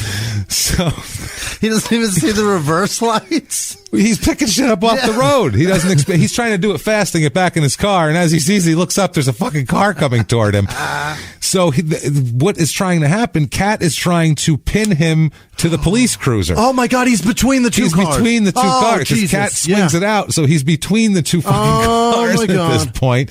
So the cop has to literally dive out of the way of this car. So then Cat smashes into the police cruiser, which would have been the end of him. Which would have been, with the police, it would have been fucking paralyzed at least. Christ. Instead, he rams the police car. What's he going to do then? Go forward and do it again. You thought about, that time you didn't think, what would I do? Right. Which would be what? No. Drive away. I wouldn't be in this fucking situation, but I'd get the hell out of there. Okay. He did it again. You think, worst thing, what could he do? He did it 3 more times. Wow. 3 more times. So it's worse plus 2. Yeah. You'd think he'd just do it 1 more time. No. He reverse, bang, forward, bang. Think about that. While there's a police officer there, that cop's got to be going, oh my God, this is never going to end. This guy is insane. Thank God he doesn't have a gun, this fucking guy, because he would have emptied everything he had at me by now. Thank God all he did was throw his only weapon at me. He threw a sword at me. This guy he's looking for projectiles is what I'm getting at. So anything he can get his hands on. Now he's using his car as a weapon. Everything's a weapon. So far, fist, bat, gun, car, everything, sword. Count my blessings he didn't throw Miss Indiana at me. No shit. The Panhandle Samurai strikes again. That will be the name of this episode, by the way, the Panhandle Samurai. Outstanding. It's the only thing that would fucking fit at this point. Hey, everybody, just going to take a quick break from the show to tell you about a healthy, delicious item, Hero Bread. And we're both trying to get healthier this new year. Jimmy had a eye-opening doctor's appointment and things like that. So we're trying to get healthier, and I'm telling you right now, this Hero Bread is a good step in this direction. It's delicious, and it is really good for you, and it's really excellent. They have the sliced bread is good, the bagels, the tortillas. I know you've been they're terrific. Ranting about the tortillas. They're so good. With Hero Bread, you can focus on your health goals and still indulge in the soft, fluffy experience you love, but guilt-free. I really love the little Hawaiian rolls, too. Yeah. They're so good. The Hawaiian rolls, they're legit. They're fluffy. They're exactly how you want them to be. You'd never know it's low-carb and high-fiber bread from the texture. You get the soft, fluffy experience you know and love with your savory breakfast sandwich, late-night grilled cheese, Taco Tuesday. Do it. No compromises, just flavor, ultra-low net carbs, 0 grams of sugar, high in fiber. It's fantastic. Hero Bread is offering 10% off your order Go to hero.co and use the code smalltownmurder at checkout. That's smalltownmurder at hero.co. And now back to the show. Hey everybody, just going to take a quick break from the show and tell you all sorts of good stuff about Chime. That's what I'm talking about. There's so many extra fees you have to pay in life. Everything. You go to the airline, there's an extra ticket on that. There's extra fee on every fees and fees, hotels, fees, all this type of stuff. We're trying to make progress, and the next thing you know, here comes another fee coming at you, and it's more money than you expected, and your whole math is thrown off, and it's awful. Learn more at chime.com/smalltownmurder. Chime is great with that stuff. I mean, you can't beat if your things are a little tight, especially around the holidays or after the holidays. Yeah. You need that money a couple days early, or you go grocery shopping, you got a car payment due, there's so many things that don't cross over exactly how you want them to cross over. Make progress toward a better financial future with Chime. Open your account in 2 minutes at chime.com/smalltownmurder. That's chime.com/smalltownmurder. Feels like progress. Banking services and debit cards provided by Bancorp Bank N.A. or Stride Bank N.A., members FDIC. Spot me eligibility requirements and overdraft limits apply. Boosts are available to eligible Chime members enrolled in Spot Me and are subject to monthly limits. Timing depends on submission of payment file. Fees apply at out-of-network ATMs. And now back to the show. So he rams the car 3 more times just to make sure it's fucked up, I guess. Now, what if the cop's sitting on the ground after you dove away? You're like, what is he fucking doing? How am I going to explain this to my sergeant? Well, the weird part is if you're a police officer, everything that this guy is doing is going against what normal suspect behavior is, what expected suspect behavior is. Normally, they try to get away from you. He's much more dangerous. He's unpredictable as fuck. Right. He's, I don't know, it's like he's on meth or something. That's the thing. He's so unpredictable. Yeah. You can't get any more unpredictable than this. He's fucking crazy. So a few minutes later, Jesus Christ, man, this is nuts. Few minutes later, he ends up getting arrested. Okay. He ends up getting arrested somehow at the city hall. He gets arrested. I don't know if he went there to turn himself in to say, I don't know if that's what I mean. I don't know what he did, but he wasn't happy to be there, because he gets there. He broke windows, as they were taking him in. He fucking kicked out windows in the place. Wow. Then as they get in there, this is fucking amazing.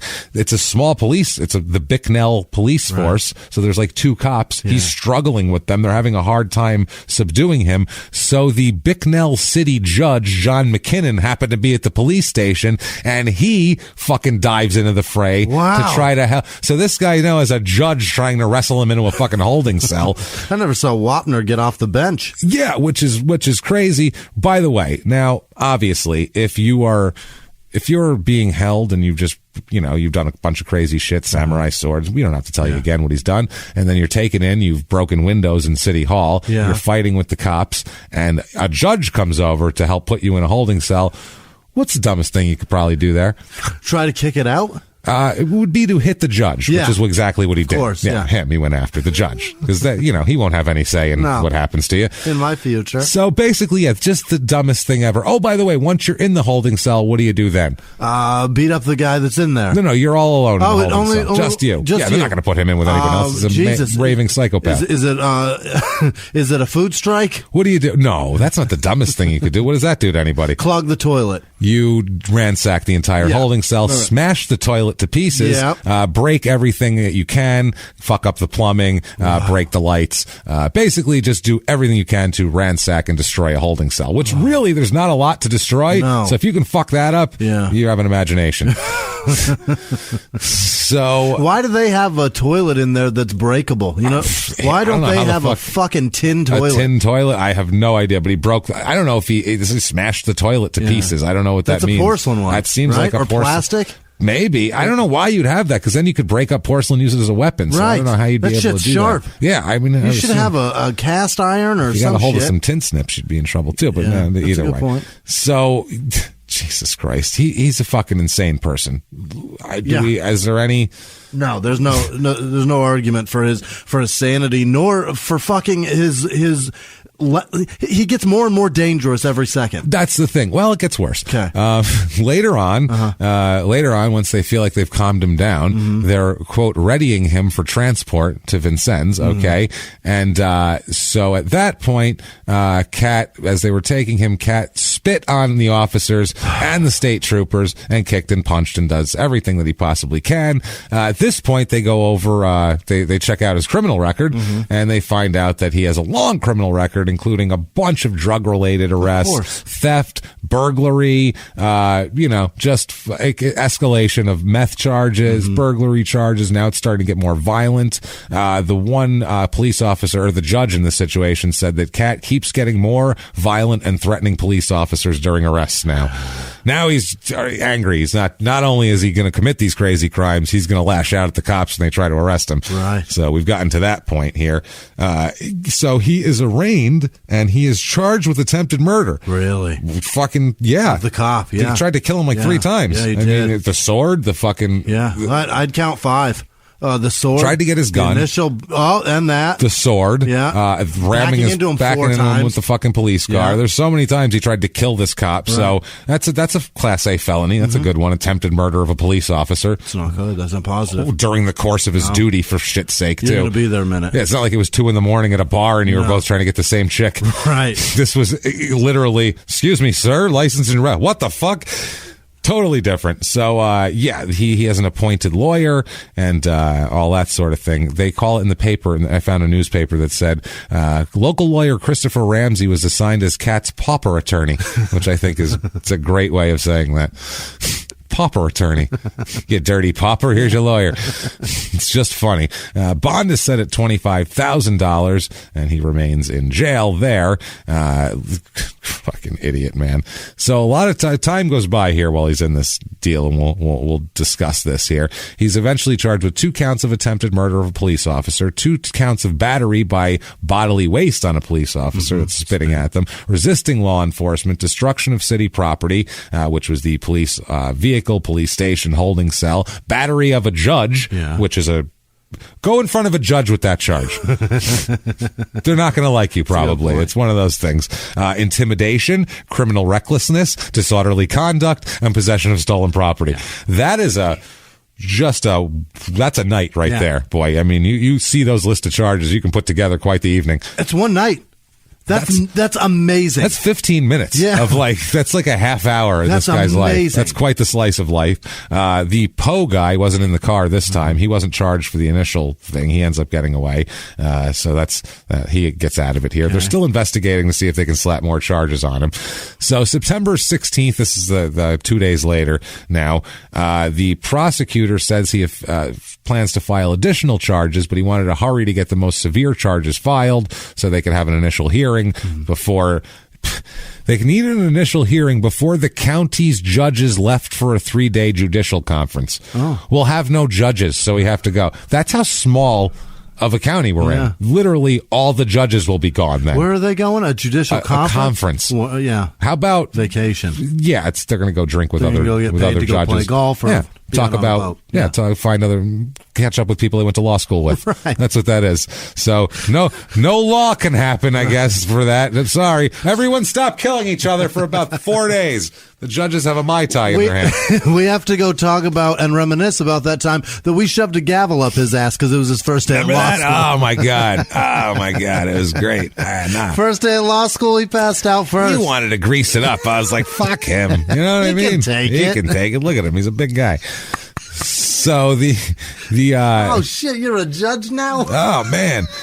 But it was important to file the charges because the law here limits the amount of time that you can hold him before they file charges. Yeah, that's the law. They wouldn't have been able to. They would have had to let him go by the time the judges got back. So they had to just slap the attempted murder on there real quick, and you can add shit later on.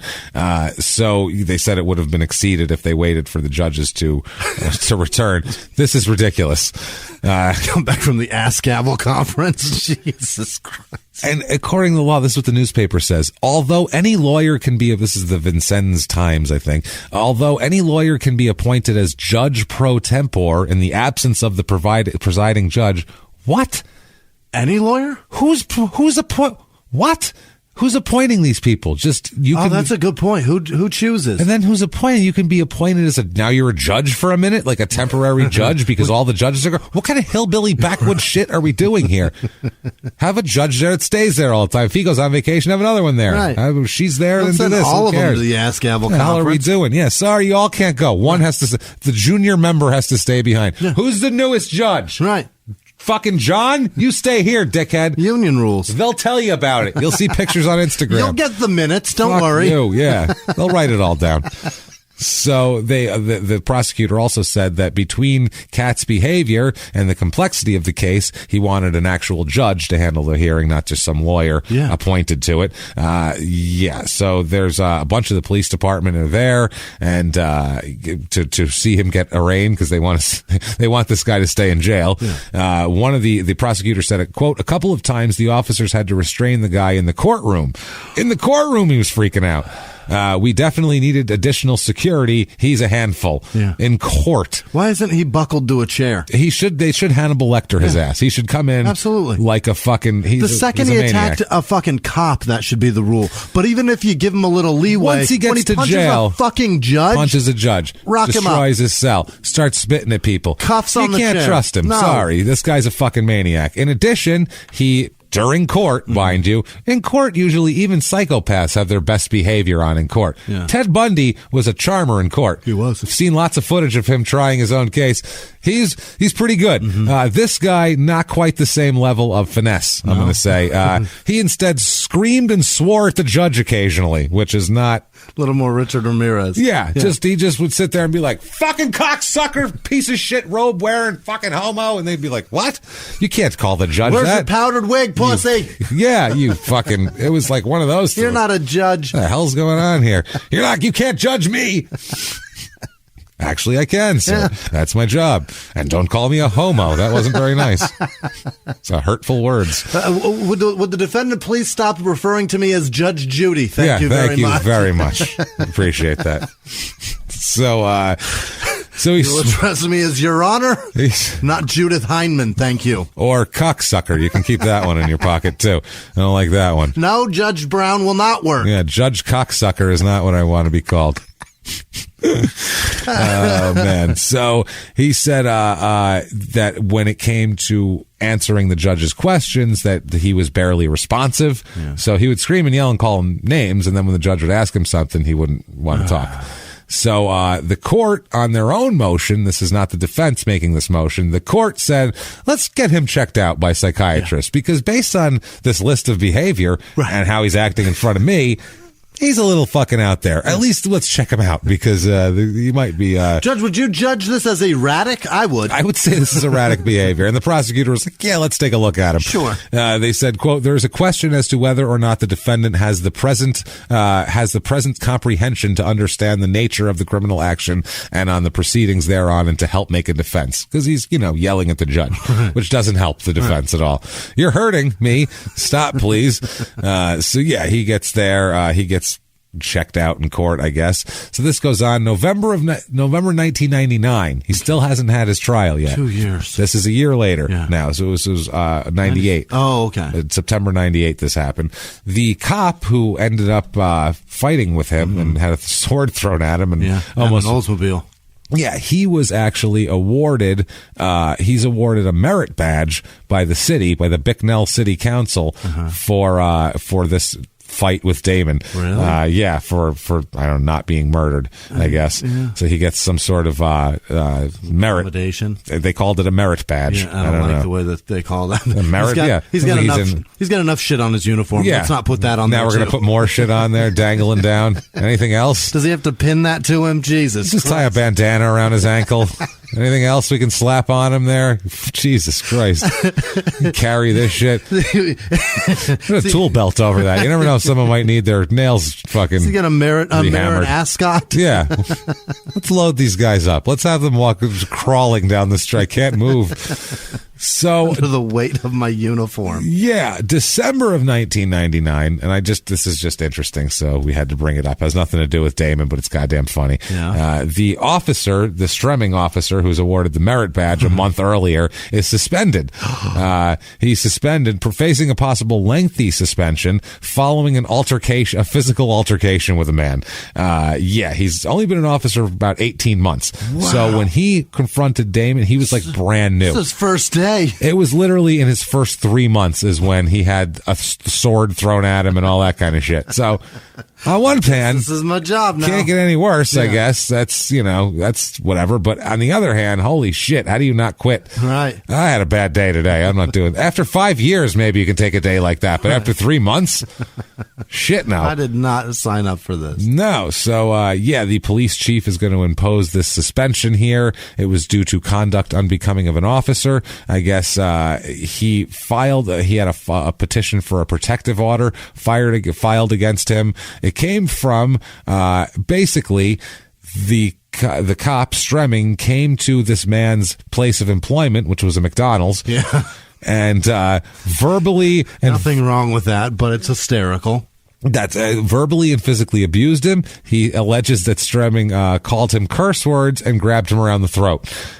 So this has nothing to do with this. Is not a professional situation. No. This was not a man who was wanted. This was a personal beef. Really? Yeah, that's why he just showed up because he showed up at McDonald's, went behind there, snatched somebody away from the fucking fryer, and choked him out and started fucking calling him names and cursing at him in the middle of a McDonald's. You put extra fries in my wife's bag and didn't charge her. Yeah, you're trying to fuck her. Yeah, that is one of those things. There's a problem here. So I guess there was a rumor that Collins, that the other man, had provoked him while, who knows, but it doesn't matter because he ends up being suspended for this. Now, December 1999, this is a separate court date for Damon, the Bambino cat here. This is not the sword incident. This is for some other shit that he did before the sword incident, okay? This is for resisting law enforcement a different time. Again. He's fined $25 and given $125 in court costs for old Damon. 1 year suspended sentence and 1 year supervised probation. Oh, that part's the bad part. Yeah, and also this was also for a reckless driving charge that was dismissed. He pled down here. So that's that. So it doesn't matter because he's still sitting in jail waiting for the other thing. Now, April 5th, 2000, he decides to plead guilty to the attempted murder thing for obviously a lesser charge. He's 22 at this point, or 21. He appears here, changes his plea to guilty to attempted battery, which is a Class C felony. Attempted battery. He battered. I think he battered the shit out of him. And then attempted to murder, I would say. Yeah, that's wow.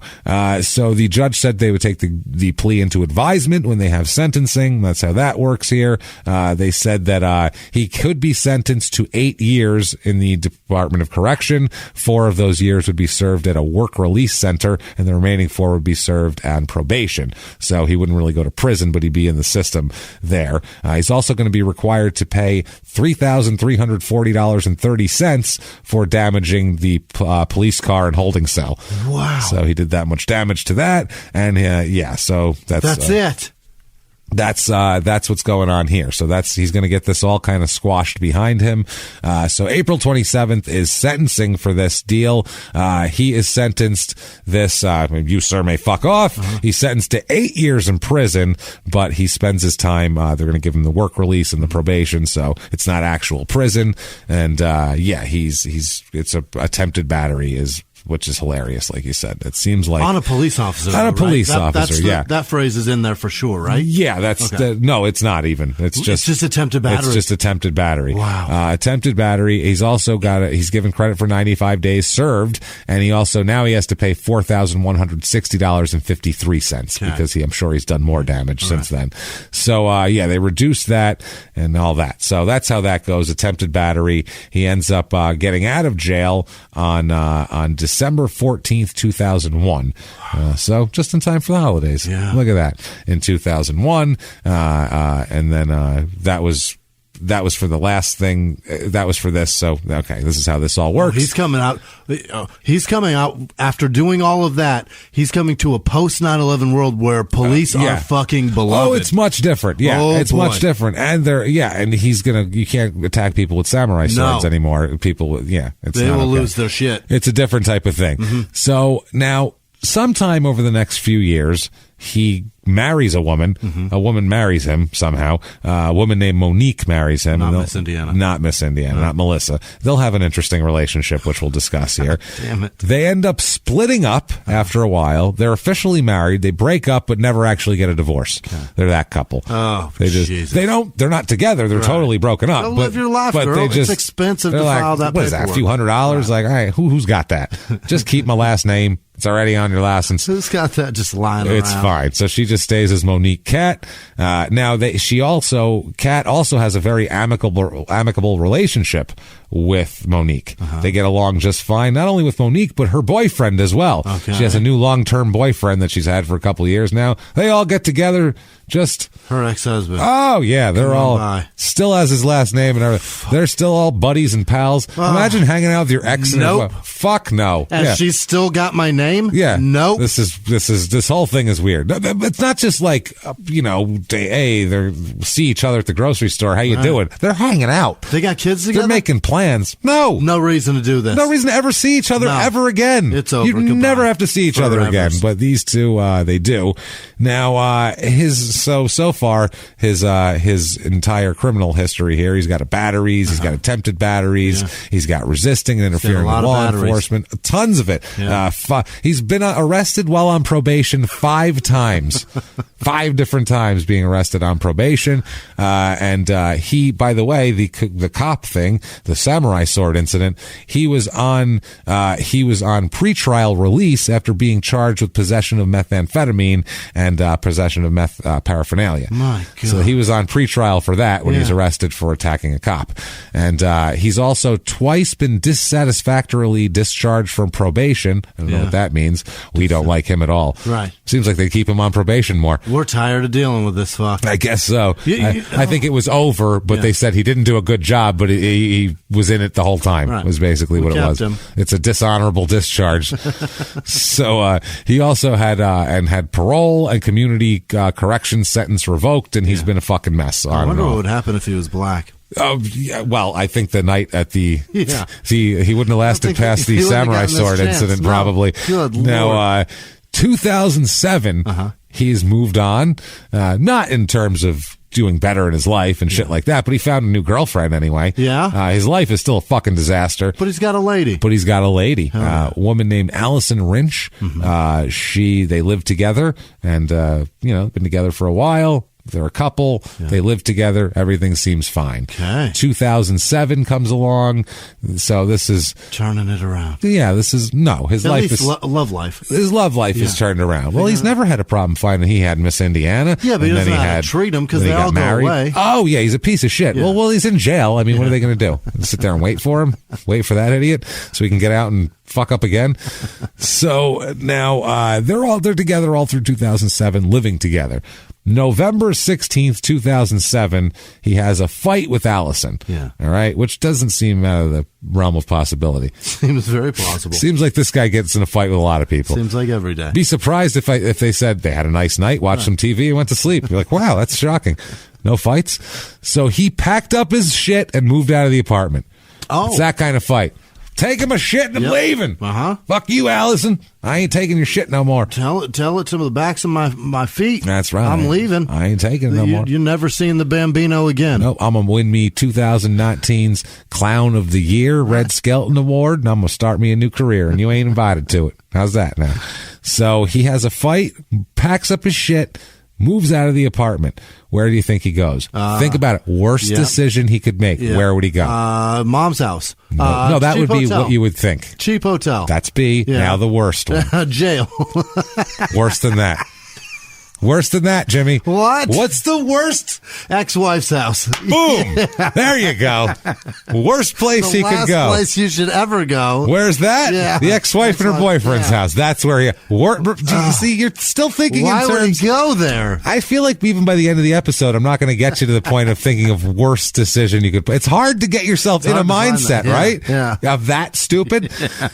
So he goes to not just to hang out, to stay there temporarily with all his shit. Can I stay with y'all? I move in with y'all. What? Why, sure. Come on in.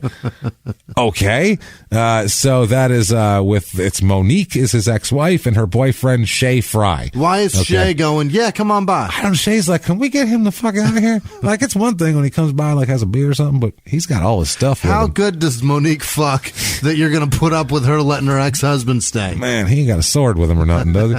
That's what I mean. How fucking... I don't know how friendly you could be unless they're all meth pals. That's another thing. I mean, drug people have different standards. Or maybe Shay really digs watching him fuck her. That's the thing. Yeah, they're like fucking Hell's Angels. Yeah. Like, it's like, oh, it's fine. She's with her now. Hells indeed. It's so weird. Yeah. This is so bad. This is creepy. Drug people have different standards for that kind of shit, too. So maybe that's it. Drug people will let weird people around, despite their shady dealings or their weird... it's true. not just relationships. Yeah. Just because of the drugs. That's those people do it, too. That's the only fucking thing they need in common is the drugs. We don't have this in common with most anybody, but we do with this guy. That's the thing, yeah, and it's so fucking weird. So they just hang out together. It's funny. It's either that or they're really mature. Yeah.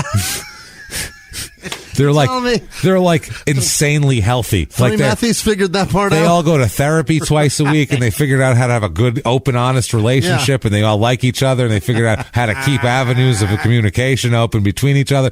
So they're either real talkers, desperate, horrible meth heads, or very healthy, mature. The rest of the world can learn from them. Who people can learn from. Yeah. And really, a lot of his decisions are either really insane or super mature. Fucking brilliant. Or very mature. One of the two. Or brilliant because we would have never done it. Yeah, that's the other thing. That's how that works. So he goes to stay with Shay Fry and Monique Cat there. He's hanging out with them. Later that night, okay, Cat calls a friend of his named Heather Jackson. A friend of hers. A friend of Cat. Friend of Mr. Cat. A friend of Damon. Okay. Damon Cat, okay? Oh, no, I'm sorry. No, you're right. Monique Cat. This is confusing with the cats. because the cat thing. Yes. Monique, his ex-wife here, not Miss Indiana. Monique gets a call from her friend, Heather Jackson. Gets a call from Heather. Okay. Later that night, okay? Now, Monique is told that Allison and Heather Jackson's boyfriend, Andrew Ricketts, are currently having sex right now. Uh-oh. Okay. So, now this is a hornet's nest here. You just put a spitball in a hornet's nest. This is so Heather's boyfriend is fucking Allison, Damon's girlfriend. Okay. And Damon had just moved out that night. So that man's unstable. That's a bad woman to be fucking. That's what I mean. This whole thing is fucking crazy. But Allison and him are broken up, and she's kicked him out of the house, right? He left voluntarily. Okay. She can fuck who she wants. No, it's not on her. She can fuck whoever you want. She took her shit. Current girlfriend. No, he took her shit and left. Yeah, so that's fine. Over. Once he took her shit and left, you have no more claims on that. That's fine. But he's also insane. Yeah. So I don't think she probably wanted to announce to him that this was happening tonight because he would do things like, come to the house to confront her, which he does. And what the fuck, Again, Heather? What's the worst decision? Well, no, she is pissed at her ex-boyfriend. He goes and picks Heather up, and they go together to the fucking house. Oh my God. Okay. So.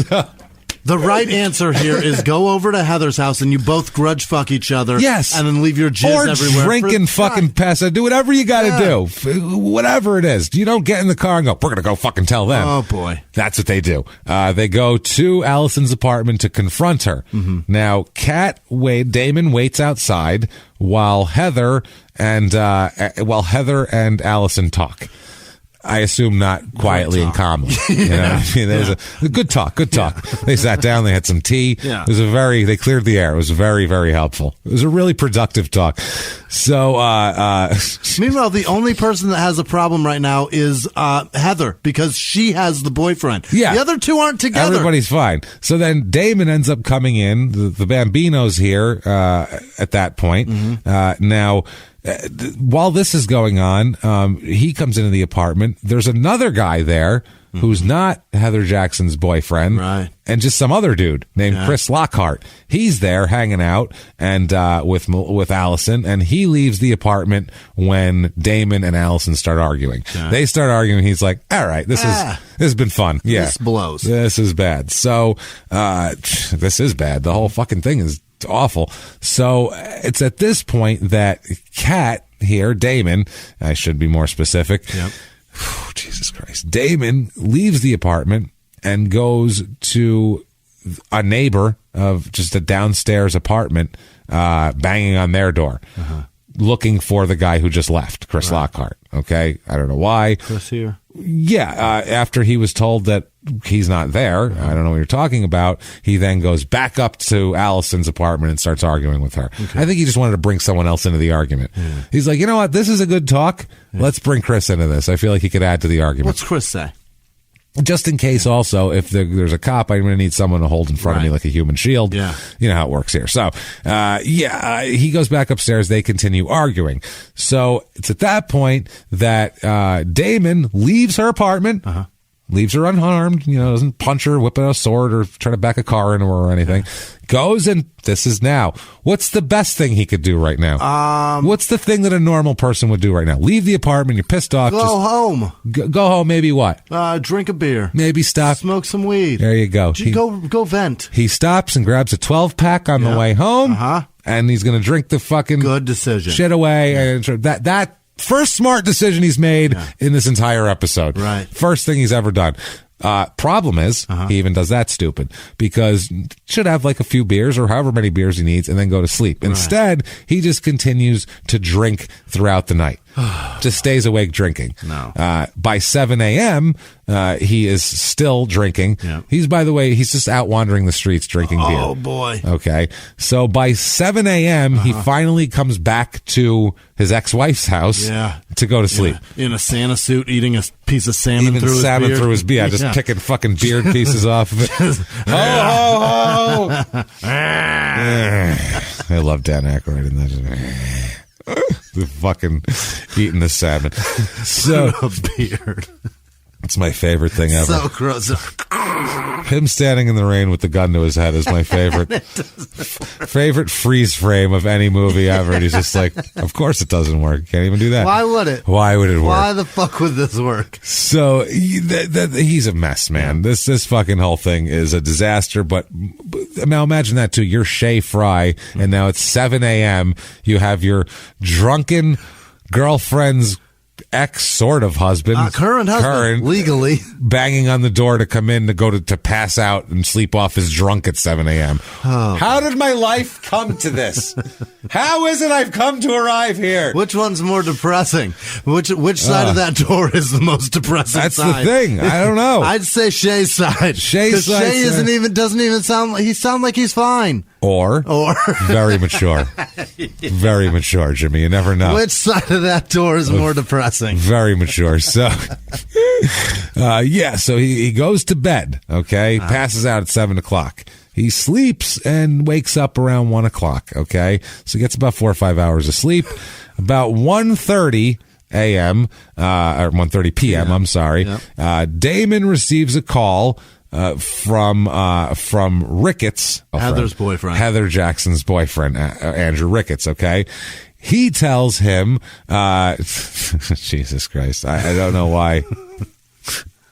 I don't know why he would do this. Okay, so he calls him to rub it in. Yeah, okay. He calls him to rub it in, and he does it in a really weird way. He calls him at 1:30, so he wakes him up from a drunken pass out. Hey, afternoon. To tell him that that he, by the way, I'm the guy who you heard was fucking your girlfriend. But I'm also pissed because I saw Allison blowing Lockhart in her truck. What's that have to do with me, motherfucker? Okay. And that's fine. Yeah. That's okay. She can do whatever fine. she wants. But the thing is that now this guy's calling him to commiserate about it. Yeah. Dude, I have like white trash birds flying around my head right now. Pocket robins just spinning. I feel like I've been punched in the face. They're just pigeons, though. I feel like I've been hit with like a coyote mallet, like right in the forehead. And I'm like, what's happening? So he's mad too. He's mad at Allison too. He's mad at, but Kat. I thought she was leaving you for me. Turns out she's leaving both of us. So Kat, rather than getting mad gets mad at Ricketts for telling him about it. How dare he you? gets mad, threatens Ricketts, says, "Well, I'll kick your fucking ass." So this is how ridiculous. Right. This is the most ridiculous cauldron of one of the most crazy, trashy situations we've ever encountered. Am I right or wrong? This is bonkers, man. She's an angel, though. I love her. She's so fine. So now he hangs up the phone, threatens Ricketts. Fuck you, buddy. Hangs up the phone and then just begins pacing around the house. Yeah. Now that Shay Fry, who's his ex-current whatever wife's boyfriend, whose house they're in, he's just sitting there watching this guy now pacing back and forth across the hall, across the living room, telling Fry that he's pissed. So I'm fucking pissed, man. I'm pissed. And he's like, why is he in our house again? What is happening? I'm telling you, that side of the door is the most depressing. It has to be. He has to be. There's something. Shay's just got to be going, there's something off about him, right? Where did I go wrong? What'd I do? Who'd I do it to? How'd I end up here? So who did I hurt? He spends about 30 minutes pacing around the house. That's a lot of pacing. Yeah. The level of angry you have to be, you pace shit off in like 5 minutes. Right. You know what I mean? Yeah. Just motherfucker, son, bitch, blah, blah, blah, blah. And eventually you look at your phone or you do this. Or you got some shit to do. You know what I do. mean? Or you go over here, you get hungry or thirsty, you have to take a piss. Right. You give up on it. Yeah. To pace steadily for 30 minutes. Is just seething, bubbling rage. So he spends 30 minutes pacing around the house. Then what'd he do? Then, what's the worst decision he could make? Go to his house. Go looking for Lockhart. Right. Yeah, the guy who was getting blown. Right. Not the Ricketts guy who gave him the phone call. He's pissed at Lockhart. He's still pissed at the last guy. Yeah. The guy who he went to look for him in the apartment and all that. And he's mad at Ricketts for telling him about it, but he's madder at Lockhart for getting blown. Well, he's got to be mad at him. How dare you get blown? He's going to be pissed at him, too, because he showed up, he saw them fighting, and then he left. Then he came back to get blown? Fuck then he came back to get blown. So, Jesus Christ. That's why he's mad. So, about 20 or 30 minutes later, after he's paced for another 30, he's paced for 30 minutes, and then another 30 minutes go by. So, lots of time to be like, fuck them. Let's get some neat. Like, there's a lot of time. Oh, the game's on. Plenty of time to find distractions here. Instead, Damon and Fry now he's involved. Shay Fry. What? This is his wife's boyfriend. Yeah. Now he's involved in this. So they leave the house together. Oh, God. To go looking for Lockhart. Why does Fry accept? So now he's going to go help his girlfriend's current sort of ex-husband go beat the shit out of a guy because he was getting a blowjob from this guy's girlfriend. Yeah, but if Shay helps him and facilitates him getting him there, maybe he beats the shit out of him, the cops show up, he's arrested. That's the My thing. life is free! Or you get arrested too, and you get taken to jail with this guy. I didn't even think of that. They're going together. Not me too, I didn't do anything. Did we find someone dumber than Kat in the Maybe story we did. with Fry? That's what Shay's doing. Holy He's shit. facilitating it, hoping it gets rid of him. I think he's like, if I just give him what he wants, maybe he'll go away. Right. I mean, he's got to be a real easygoing cat at this point. He's got to be the nicest person in the story so far. He's got to be a real easygoing guy. He's the greatest this dude Shay. so He's far. like in the Stevie documentary. He's the sister Brenda's husband, who's I know he molested my wife when he was a kid, and I know he'll still punch her in the face sometimes, and he's dangerous, but I just treat him nice. I let him come over and just hang out with him. I see him as the guy he goes fishing with, and the guy that just goes, Tim. I see that shit. There's only two Only people two people know. Yep. I ain't one of them. I ain't one of them. That's what he says. I ain't one of them. Which honestly, if It's more a people great had way that, to live by. Not with child molesters, but with other things. If more people said, only two people know the answer to that, and I ain't one of them. Guess what? World's a better place. Mind your own fucking business. It's a genius way to live. Remember our presidential campaign for 2020? Yeah. It is, don't ask me shit. Don't tell me about shit. I don't want to fucking hear it. Don't ask me shit. Don't tell me shit. Not interested. Keep it to yourself. Pietragallo Whisman 2020. Keep it to yourself, everybody. Shut the fuck up. Thank you. Have a good one. Good God. I want to be on the debate stage. Your business is your business. Goodbye. I would love to stick us in a presidential debate. Oh, horse shit. Are you fucking hearing this guy? He's so full of shit. You should smell his fucking cologne. I can barely smell the shit over how strong his cologne is. That's how fucking disgusting this man is. And that's not his real hair. Next. It's not. I'm fucking looking at it. Not a goddamn one of them. Anybody up here? No. That streak has dyed in her hair. Her either. None of them. It's not against him. No. I don't give a fuck. Her hair is dyed like that cat in Meet the Parents. Oh, yeah. That's... Wash her hair. I guarantee come on. It comes it's out. going to come all out. It's going to be fine. It's a temporary. That's probably jizz. So... They go to Allison's apartment. Yeah. Okay. Worst decision you could make. Damon goes into the apartment. Okay. I assume he still has a key because he lived there. So I assume he can go in and out at will, probably. I assume he didn't go, here's my key. I've left an affidavit, giving up all rights to the establishment, all rights to the property. Here's affidavit, and he's like, who's he? What the fuck's going on here? God damn it. So he goes into the apartment. It's about 2:30 p.m. So this is an hour after the initial phone call. Oh, my God, the sun's up. Yeah. Oh, it's the middle of the afternoon. Christ. It is literally the middle of the afternoon. There's children playing wiffle ball. Right. Like, this is ridiculous. At minimum, just got home from school. It's silly. So around 2:30, after Damon had gone into the apartment, a neighbor hears an argument coming from somewhere, looks outside to see Allison standing next to her car crying, Damon is heard walking away saying, quote, I didn't touch you, Allison, or I didn't touch you, Allison, more likely. So, I didn't touch you, Allison. So at that point, they said that Damon had taken her truck keys and cell phone. Okay. So she can't go anywhere or call anybody, which is a very telling move here of the controlling. First of all, the controllingness of you moved out and you still want to control who she fucks, which is crazy to begin with. Or any fucking thing she does. You want to control her communication and physical movement is a completely different thing. This is a little tighter on the noose here. This is crazy. So she called the police, had somebody else call the police, and they came to her apartment, and he was gone by then. Yeah. And the cops gave her some tips on how to secure her front door. Thanks, guys. That's what they did. Thanks, guys. My door. No, my keys and my phone. They said, yeah, he's got your keys. Those? They said, yeah, you might want to change the lock probably or something like that. But, have a good one. So maybe put a chair in front of that. Yeah, I mean, if you come in the back door, I've seen in a movie once, if you prop it at like a 45-degree angle with put the chair back right under the knob, you can't get in. Leverage. It don't turn. That's how it's weird. I don't know how it works. It's physics. I don't know. Shit, I'm a cop. You got a sliding back door. If you take like a chair leg and then you break it off, that's what you do. You can jam that in there so that the door doesn't open. Basically, you ever hear them commercials for that Simply Safe? It's all just chairs. You could sure damn use They talk about video monitor and everything, but it's just chairs. They just stick legs of chairs and things. You know how it goes there. You know, it's just, no, Simply Safe's a wonderful product. Certainly give them a call. Maybe he won't get in here. Yeah. So they say, here's some tips on how to secure your front door. Unbelievable. Have a good one. Right. That's it. That's what it is. So they leave. She's stuck in her house. I assume fearful, probably.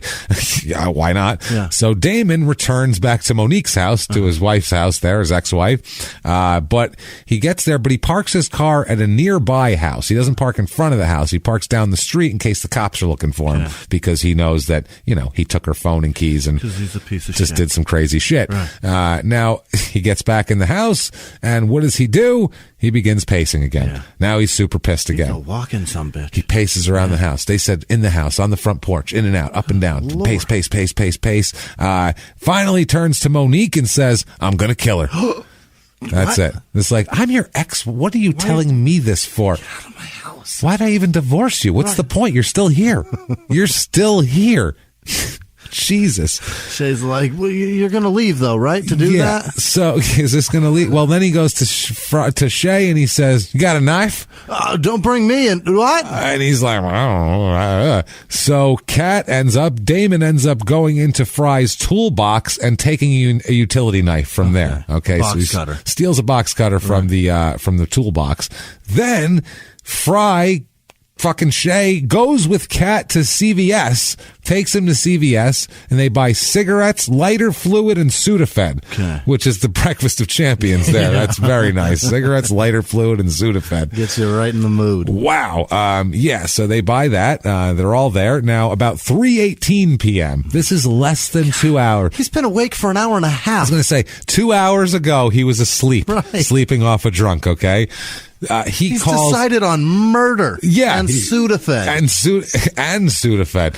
He calls a woman named Amber Van Vliet. Okay, a lot of vans in this area. Okay, so he calls Amber Van Vliet, who lives in the apartment complex that Allison lives in, and which he lived in very recently, up until fucking, I don't know, that day, 24 hours ago.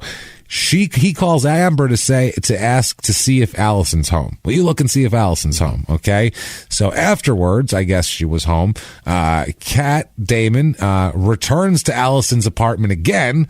And Damon tells Shay Fry to drive, because they're driving in Kat's car. Okay. Shay just went with him for the ride. They get to the house, to Allison's apartment, and Kat gets out and tells Shay, take my car back to Monique's house. Just leave me here with no car. I'll be all right. I'll be fine. I'll get through it. That's not good. Now, Van Vliet, who had talked to him on the phone, the neighbor, and other tenants saw Kat walking toward Allison's apartment. Okay. People saw him pull up and get out.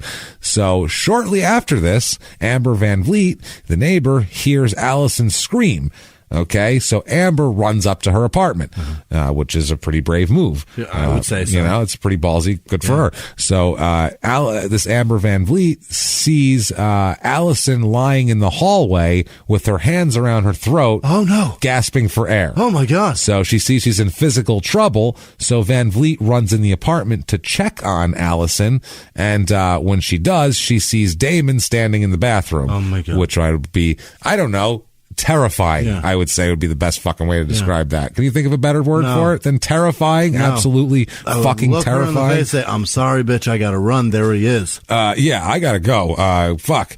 So, then, Jesus Christ, man, he sees that. So Van Vliet then sees Damon walk out of the bedroom, covered in blood or bathroom, covered in blood, and heard him say, quote, call the cops, I killed the bitch. Oh boy. That's what he says. That's his, that's his whatever. So he's not going to attack Van Vliet. Apparently not. He's not mad at her. She's the one person she's the one person he's not mad at in this story. Everyone around him and Shay's his pal. Right. The guy who's banging his wife is fine. Everyone else is an asshole. So this Amber Van Vliet told Damon that the police were coming already and that he should leave just to get him the fuck away, because you don't want the guy who knows, he's got nothing to lose at this point. He might start hacking you up too. I'm terrified of me. Cops are coming, you should get out of here. Right. That's what he says. But instead, Damon told her to get out of here. He said, no, you get the fuck out of here. Okay. Now, Melissa's still gasping for air on the ground here. Yeah. She's still fighting for her life. Now, she leaves the apartment, and she's pretty sure that from what's gone on, other neighbors seeing that someone's called the police. Yeah. That's why she said that, but she's going to make sure and call on her own too. Okay. Now, she turns around as she's walking out of the apartment. She turns around to see Damon pick Allison up off the floor by her neck. Oh my God. And carry her into the bedroom. Oh God, Jesus. This is fucking horrible. And then when she came back a short time later, she said that she saw that he had, quote, this is from Amber, quote, he had blood all over his hands and all over his sleeves. And he said, call the cops. I killed the bitch. She's dead. And and then he walked out. That's what she said. So that was it. So she ran over to Allison. She said that Allison was still breathing, but was gurgling and choking on her own blood. And there was a bloody knife on the floor right above Allison's head. Yeah. Here, the knife he used, this is what's fucked up too. The knife he used to kill her was not the utility knife he got from the toolbox. Okay.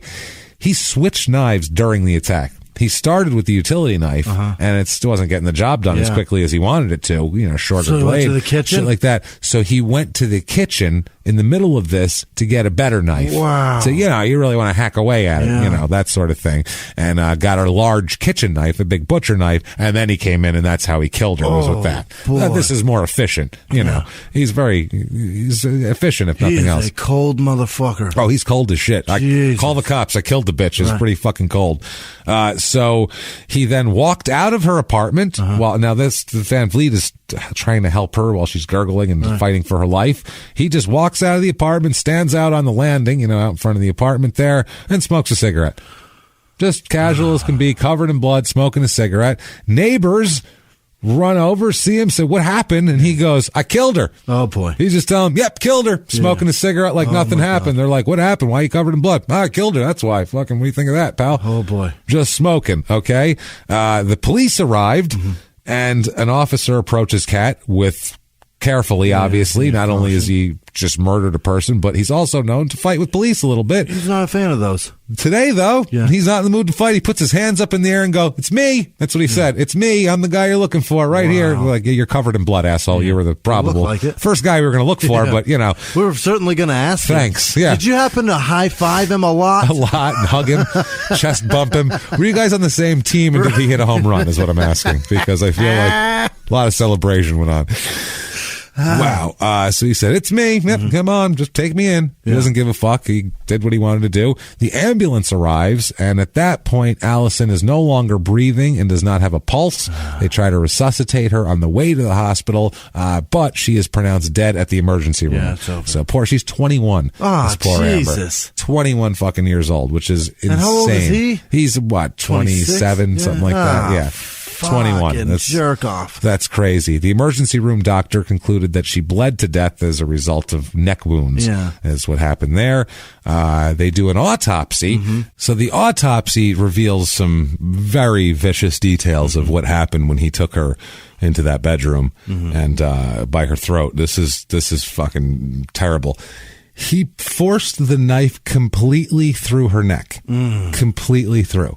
That's how forceful he was. He was mad. He was fucking mad. Yeah, severing her carotid artery, jugular vein, esophagus, and windpipe. Spine. And windpipe. Got it all. God. I mean, this is like a side to side? Yeah, this is a vicious attack.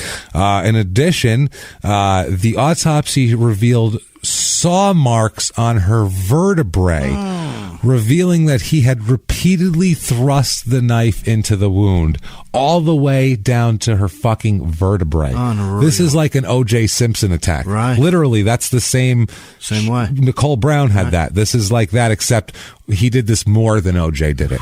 O.J. was just stronger. Yeah. Is the only thing. Right. So that's it. So that's what we're fucking talking about here. This is the type of vicious fucking attack. And he only attacked her neck. He attacked her neck. He was destroying her. He was destroying her. Yeah, he was destroying her. He choked her. He brought her in there. That's what he does.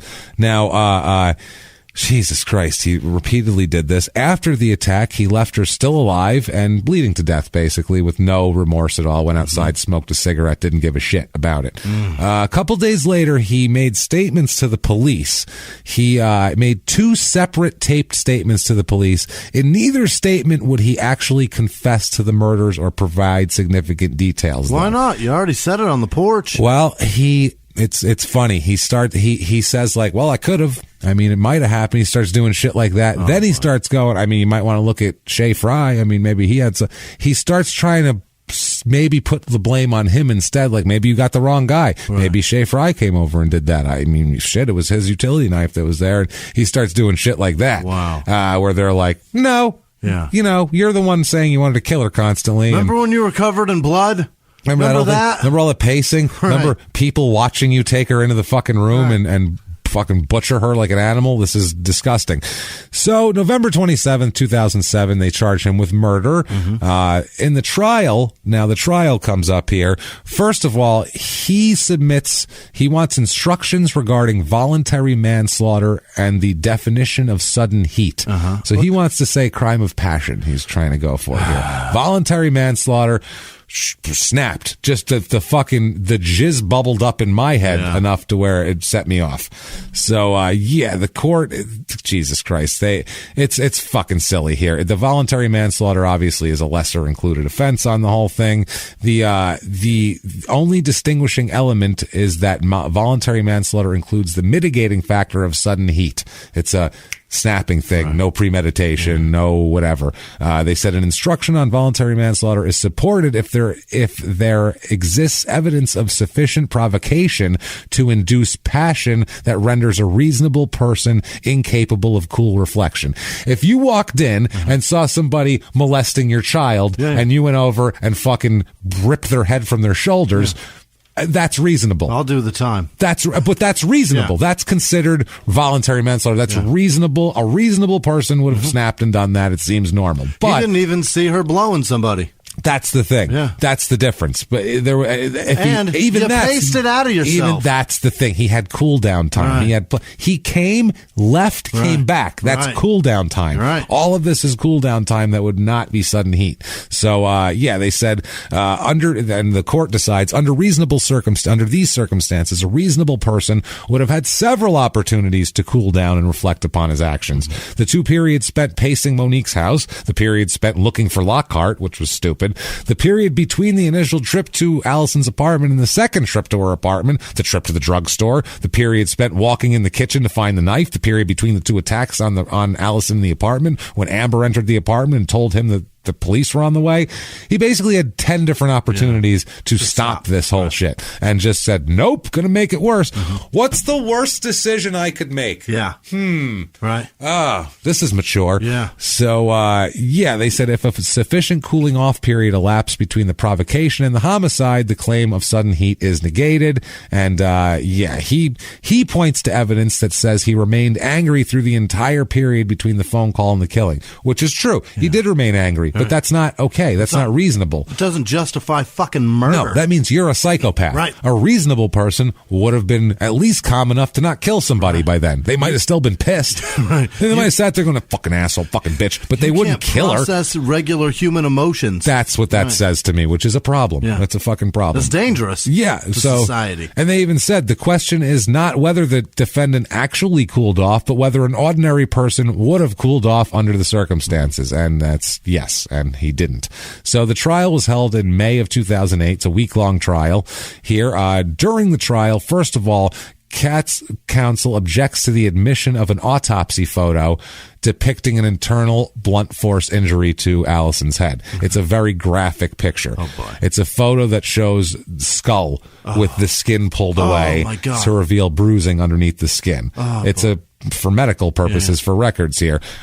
Damon here, he argues that the photo was prejudicial because it was unduly gruesome and because that injury was not the cause of death. Normally we just see like a crime scene photo and we go, hey, fuck you, you did it, pal. Right. But he's saying, I didn't take her, peel her skin back over her head. That makes it look worse. It makes it look like I did that. She's got a point. Which is kind of a decent point, honestly, if I'm being, just whatever, from legal standpoint. Now the physician who conducted the autopsy, though, he testifies that the photo, in relation to the photo, that the bruise was caused by blunt force trauma, such as being punched or hit with a solid object. And he also testified that it's usual practice in performing an autopsy to look beneath the skin to determine the extent of injuries from blunt force trauma. So they're trying to say he beat her and then fucking did it, so it makes it worse, just so there's proof of the initial attack to try to, incapacitate her. So they said he testified about the procedure and its necessity in determining the full extent, and the state presented other photos of the injury also, and they said the blunt force trauma here was not the cause of death, so that's where it's a sticking point here. He argues that the fact that this fact reduces the photo's relevance and will show unfair prejudice, and the court admitted the photo anyway. So go fuck yourself. You did enough. It's good. Yeah. You came out covered in blood. We'll remind him you didn't open it up. Yeah. Hey, you know what? He didn't do that part. Right. Let's show him pictures of her neck now. Right. See the vertebrae with fucking scratch marks on it? That he did. He did that. Yeah. Which is He didn't scalp her. No. That was medically done. Yeah. So you could see the bones. But look at these bones, too. He opened these bones. Hard. He wanted you to see these bones. Yeah. At the close of the state's evidence and the close of his defense, he argued again for not him, but his attorney. He couldn't argue his way out of a fucking paper bag. He couldn't argue with a girlfriend who was blowing a guy without killing her, so never mind arguing. He argues he can argue his way back into his ex-wife's house, which is fucking... Apparently so. Crazy. She must be the most understanding lady of all time. So he argues for the inclusion of the manslaughter instructions, but the trial court refused to give the instructions, finding a lack of serious evidentiary dispute regarding the presence of sudden heat. So it's just murder or nothing, asshole. Yeah. The verdict comes in, and about all this shit here, they find him guilty, obviously. It's pretty fucking clear on this one. They find him, but you never know after Stillwater. We've been through a couple. We've been through some weird ones here. Now, following that, they do his sentencing, and they talk about his criminal history, and he's violated the conditions of pretrial release. He's out now. He could be your neighbor. Merry Christmas. Yeah, have a good one. Is that good? You want that? You want to invite him over? You want to knock it, have him singing fucking Hark the Herald Angels sings on your fucking doorstep? Is that what you want? Glory to the newborn I don't think that's what you want. I don't think it is. No. Jesus Christ. Just sitting out there with a candle, big smile on his face. Jesus Christ. So they also heard testimony from family members of his expressing their belief that he does feel remorse. They say he feels remorse. He also argued that he expressed remorse in his tape statements to police, where he never admitted it and tried to blame another guy for it. So that didn't go over. They said in his audio tape statements that they showed to the jury, he tried to shift some of the blame for the killing onto Fry because he dropped him off over there and, he used his knife. Yeah. So he even argues that if the provocation didn't rise to the level of sudden heat sufficient to warrant voluntary manslaughter, it was at least enough to merit consideration as a mitigating factor. Yeah. Like, hey, I was pissed, man. Come on. All right. Come on.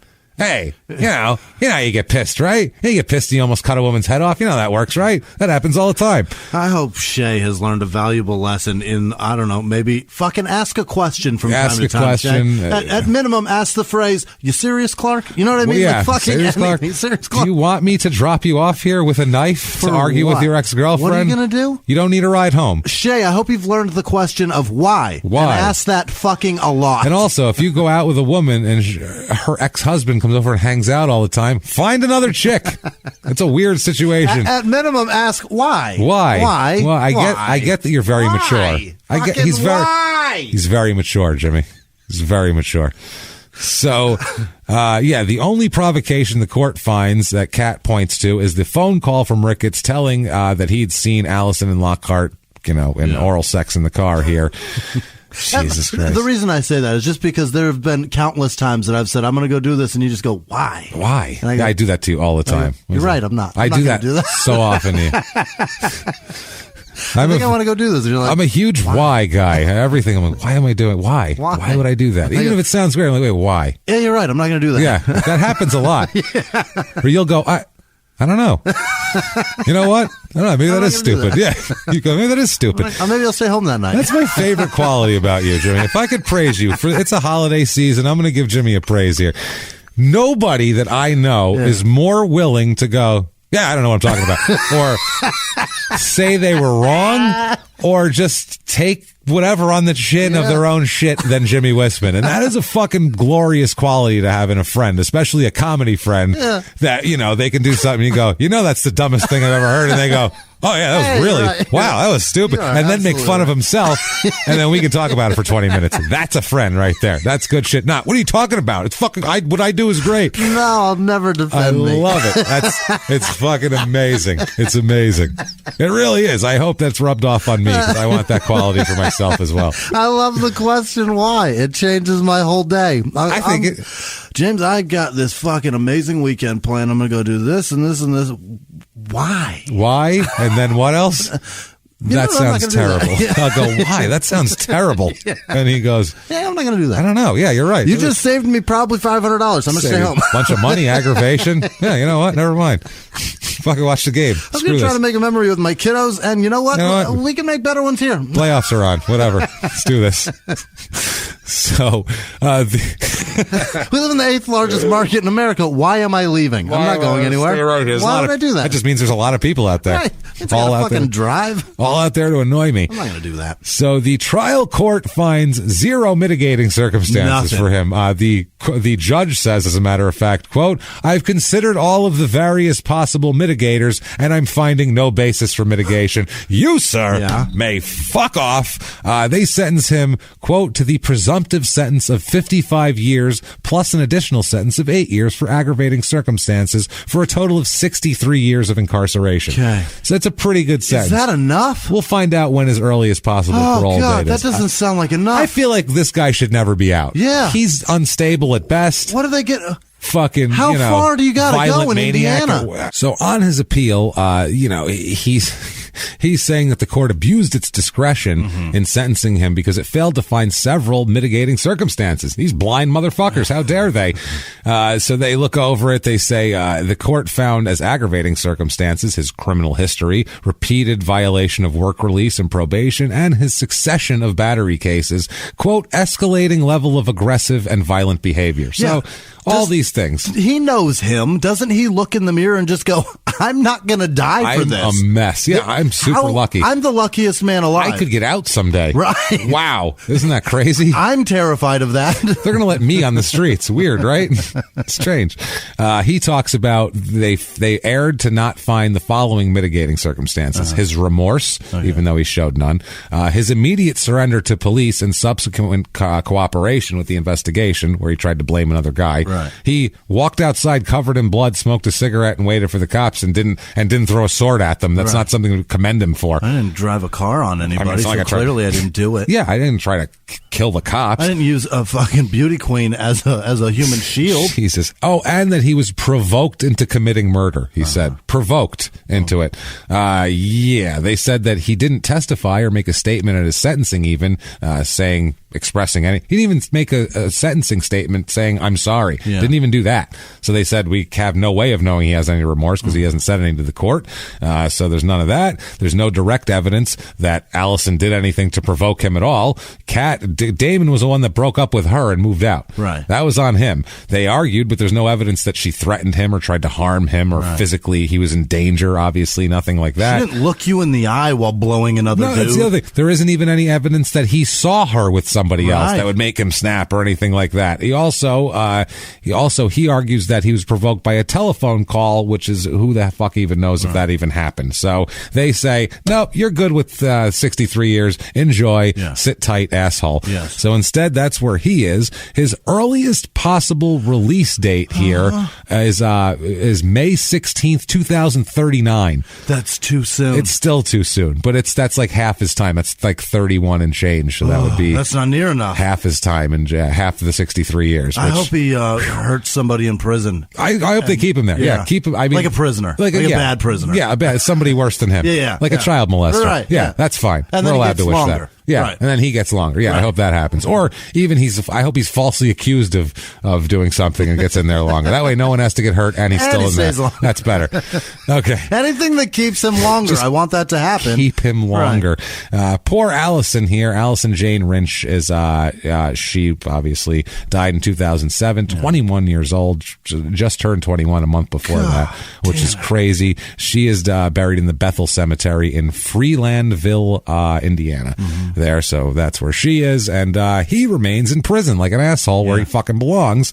So that is the town of Vincennes, Indiana, and a crazy ass case of a Panhandle samurai warrior. That's certainly one of the scummiest murders that we've had. It's one of the more panhandly murders like that. When we say panhandle behavior, this is what we're talking about here. Just inexplicable. Inexplicable. Inexplicable. See, he doesn't mind. You can correct him right away. Inexplicable crazy. This is not necessary, not needed. No one provoked him. in anything he did. I mean, going back 10 years before that with the samurai sword and shit. Oh my God. And even going 10 years before that, he was on the right track to be a success story with 17 months of hitting a home run. Oh God, Jesus. More anti-drug training than fucking than it takes to graduate from law school, in terms of law classes. Right. It's ridiculous. He's got better anti-drug training than fucking NA. He does. It's ridiculous. So there he is, and he will remain there. Hope you enjoyed that crazy-ass goddamn story. I know how you can tell us if you did enjoy it. You can get on Apple Podcasts, that purple icon there, and you can tell us all about it. It helps us go up the charts. We don't know why. So get on there. Doesn't matter what you say. Say we're following instructions. Say I'm in a closet and it's dark right now. And don't try to explain to me how those work and how they help, because I don't. We don't. I'll never absorb It's a funky algorithm. Just do it. We don't care. It helps. Run thank with you. it. It's working. We appreciate it. So thank you guys for doing that. Also follow us on social media. We are at Murder Small on Twitter, at Smalltown Pod on Facebook, at Smalltown Murder on Instagram. Go to shutupandgivememurder.com if you want to be a hero. We don't want to succeed so much that we make everything really hard. Yeah, that's the thing. We make it more this way here, this way over there, and this way over here. We want it to be difficult, and we know that we could drive our numbers up in a heartbeat if we did a couple super famous cases at like 47,000 other podcasts. If one, and we know an Ed Gein episode would fucking shoot through. We know that. Right. But guess what? No, that's not what's good. Why? Everyone else is. We do shit that no one else. That's the point. We're trying to do shit no one else is doing, or at least try to be different, or no one else covered it in the way we're covering it, or something. Set it aside. We try to do everything that you don't do, and then we say we're trying to compete. That's our thing. So we're doing but did you know Ed Gein made hands, gloves? No, never heard it. Heard there was a lady upside down. I've heard a lot of things. Yeah, there's a lot of cases that are very famous that people give to us, and we appreciate it, but we just don't do those. No. If you can look it up, and like 5 other podcasts have done it, we're not going to do it. Type here's how you go to any way you listen to podcasts. Type the name of the person that's the piece of shit in the story. Just Google the Murder podcast. That's it. Murder. That the name of the person. Murder and podcast. And if you get a bunch of them, it's not us. Don't holler. We're not going to do it. Yeah. We go through and we try not to get those. So. Do our best. I mean, we do our best with that. Like we said, we'd rather do these and then look back after it's done and go, how is that not famous? That's like a lot of our cases. So go to shutupandgivememurder.com for everything small town murder and crime and sports. Get your merchandise, get everything there, your information, most of all your tickets to the live shows here. Like we said, the first weekend of the tour, February 7th and 8th in Denver and Salt Lake's already sold out. The next weekend, February 15th and 16th, is Indianapolis and Indiana. Obviously, and Louisville, Kentucky there, which are they're like an hour and a half apart or some close. Shit. So come out to those. Get your tickets right now. We're going to be in San Francisco in March. Good Lord, Detroit. Those Detroit tickets are going fast, too. Get and also, your hands James on those. will put those 2 stories separate so that you do not see the same. That's the other thing. If you want to come to both of them, come to both of them. You come to Indiana and Louisville, you're going to see 2 different shows. Any town, any cities that are close to each other are going to have different shows. Absolutely. Denver and Salt Lake, different shows. San Francisco, 2 nights. We're going to have a different show both nights. That's the shit we're going to do. Get drunk like me, you won't see the same story twice. That's right. Or like a weekend like Seattle and Portland, we're going to have 3 shows, and there'll be 3 different shows because they're too close to each other otherwise. So, we're going to come see all that. Check us out. The Wilbur's there's 20 tickets left at the Wilbur in Boston, and they're all individuals. There's not even pairs left. You can't even sit with your friend. Sold out, basically. Chicago, thank you, guys. They're going Milwaukee, fast. Madison. Boston. Thank you. You guys love us. And we appreciate the hell out of it. Minneapolis. Don't forget Minneapolis. It's so sweet. Thank you guys. Treat us so great when we're out there, and you come to the shows, and we really, really appreciate it. We're excited for this tour, so thank you to everybody who's buying tickets right now. And if you want to be a huge hero to us, these are our producers who we're going to gush about at the end of the show, and they're our favorite damn people on earth. That's why we gush about them so much. If you want to be one of these people, you can do that very easily by going to patreon.com/crimeandsports, or head over to PayPal and use our email address, crimeandsports@gmail.com, and you can make a one-time donation there. Every damn cent is appreciated. We can't tell you how much it does for us all the time. And right now, to let's do a holiday edition. Yeah. A nice holiday edition of the shout outs. A big thank you. Imagine jingling bells going on in the background, but I'm way too lazy to edit them in. So let's do this. Jimmy, hit me with that list like a samurai sword, like a javelin, please. This week's executive producers are Tanya Volanek again, Jacob Bender, Jacob's on a bender. Keisha Newton, or Keisha Newton. I think it's Keisha. Brian Butcher, or Butcher. Barbara Boucher. Howells, or Howell. No, it's Howells. That's definitely right. Or Howells. I was going to say, these are Howells, all, yeah, possibly. I could do, they could. Let's do it, Jimmy. I'm ruining I'm going to help names, you with and these names. I apologize. Jared Durkee, Christiane Castaldi in Christiane, Boston. Thank hey, you. We thank missed you. you. Hopefully Pleasure we'll to see you in see Boston. Yeah. Thank you. Stephen Root again. Sarah Moravec. Shanna Moravec. Moravec. God damn it. Doris Plummer, Jordan Bennett again, and Jennifer O'Connell. You guys really, thank you so much for everything that you do for us. It's insanely appreciated. The rest of our producers this week are Curtis Osborne, Thomas Smith, Ronnie Kumar, Andy Conway, Ashley Vio, Chelsea Hansen, what is that? Oh, good grief. It's SH4N1AC. Is that Shaniac? Sure. They're doing it with numbers? I'm not sure. Yes. I'm dumb. It's like a rapper. Right. Like a SoundCloud like a rapper who's going to get shot SoundCloud rapper Shaniac. SoundCloud rapper Shaniac. Carol Braun, Kimberly Allen, Cormac Montag, Robin Anderson donated 2 times through PayPal. Thank you so much. Mark Schaefer, Jennifer King, Ben Cartilage is I don't know if I'm supposed to say it. He does things for MMA, like the big stuff. And cool. He's a ref. Cool. And he's refed some unbelievable fucking fights, and like famous ones. That are happening to, like, he does it frequently now. Nice. And he's been with us all year. That's and he a cool sends job. me unbelievable pictures of these things. Shit, happening. badass, So brother. thanks, Ben, for being around all year. Thank you. Andrea Calkins, Jessica Harris, Peyton Meadows, Susanna Platt, Jamie Dye, Holly Welsh, Lizon Kabiak, or I think that's right, Lisan Kabiak, or she donated twice, or he, I don't know. Why are we judging? Jessica You be who you Christensen, be. Catherine Johnston, Asamon Datye. Wow. Sean That can't be right. Probably not. Sean McDenner. What did I write there? It's Sean M. Brenner. That's what that is. There we go. Austin McLeod, Amy Spicer, Andrea Webster, Catherine Johnston, I think I said that. The Happy Birthday group, the birthday You guys card are group. awesome. Thank you guys. Thank they pulled you guys. some money and sent us a Christmas donation. That was amazing. sweet. Thank you. Joshua Buchanan, Jasmine Trogman or Troman, Dylan Leos, Jesse Hartman, Sharon Harvey, Miranda Stahl, Trey Volkanar, Shelia Garcia, James Bolton, One of those. Michelle Kosiolic Burkett, that's right. Linda no, God damn it, Mark Orion?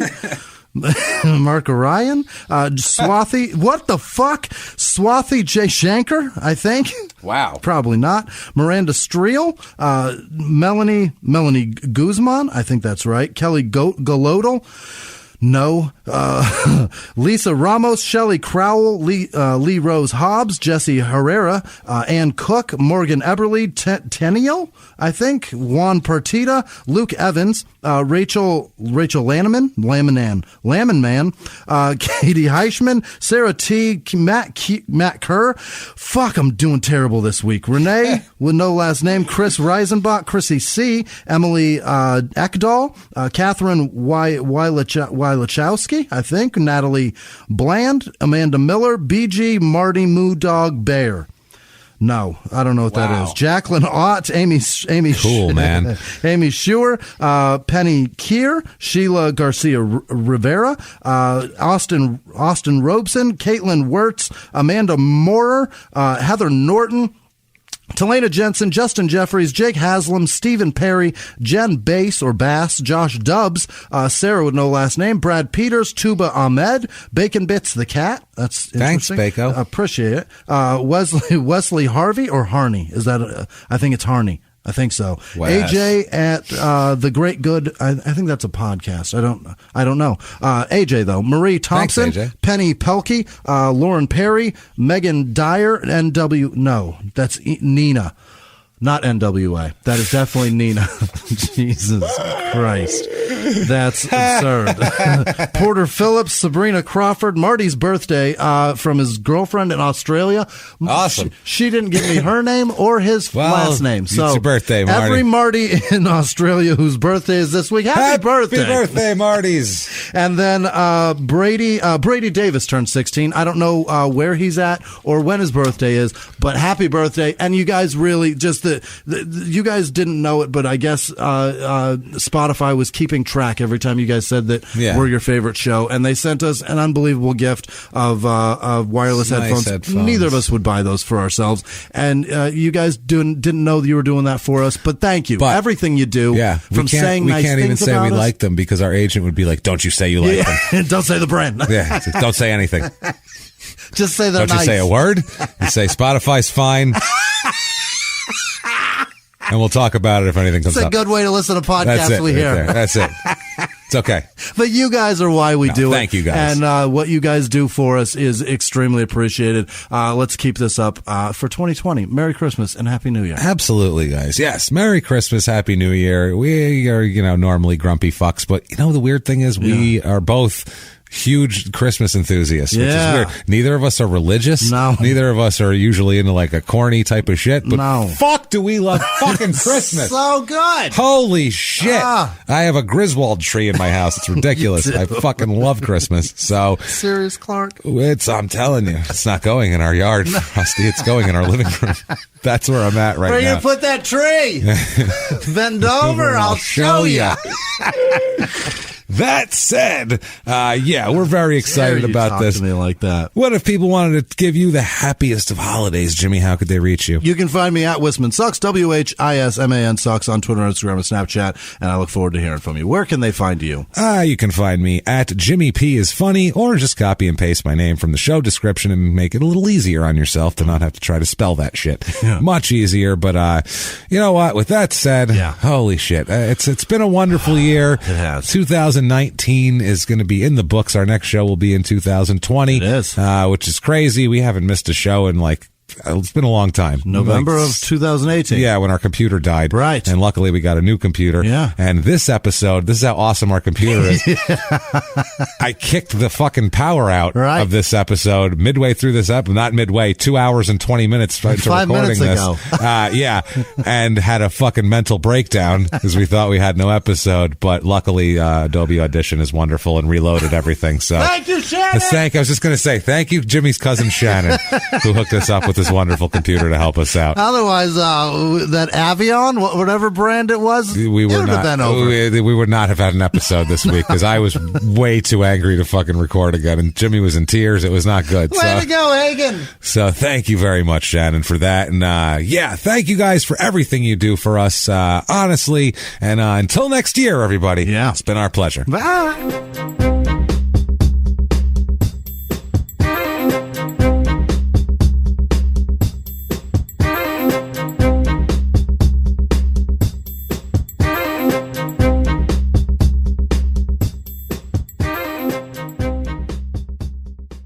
If you like Small Town Murder, you can listen early and ad-free now by joining Wondery Plus in the Wondery app or on Apple Podcasts. Prime members can listen early and ad-free on Amazon Music. Before you go, tell us about yourself by filling out a short survey at Wondery.com/survey. A few miles from the glass spires of Midtown Atlanta lies the South River Forest. In 2021 and 2022, the woods became a home to activists from all over the country who gathered to stop the nearby construction of a massive new police training facility, nicknamed Cop City. At approximately 9 o'clock this morning, as law enforcement was moving through various sectors of the property, an individual, without warning, shot a Georgia State Patrol trooper. This is We Came to the Forest, a story about resistance. The abolitionist mission isn't done until every prison is empty and shut down. Love and fellowship. It was probably the happiest I've ever been in my life. And the lengths we'll go to protect the things we hold closest to our hearts. Follow We Came to the Forest on the Wondery app or wherever you get your podcasts. You can binge all episodes of We Came to the Forest early and ad-free right now by joining Wondery Plus.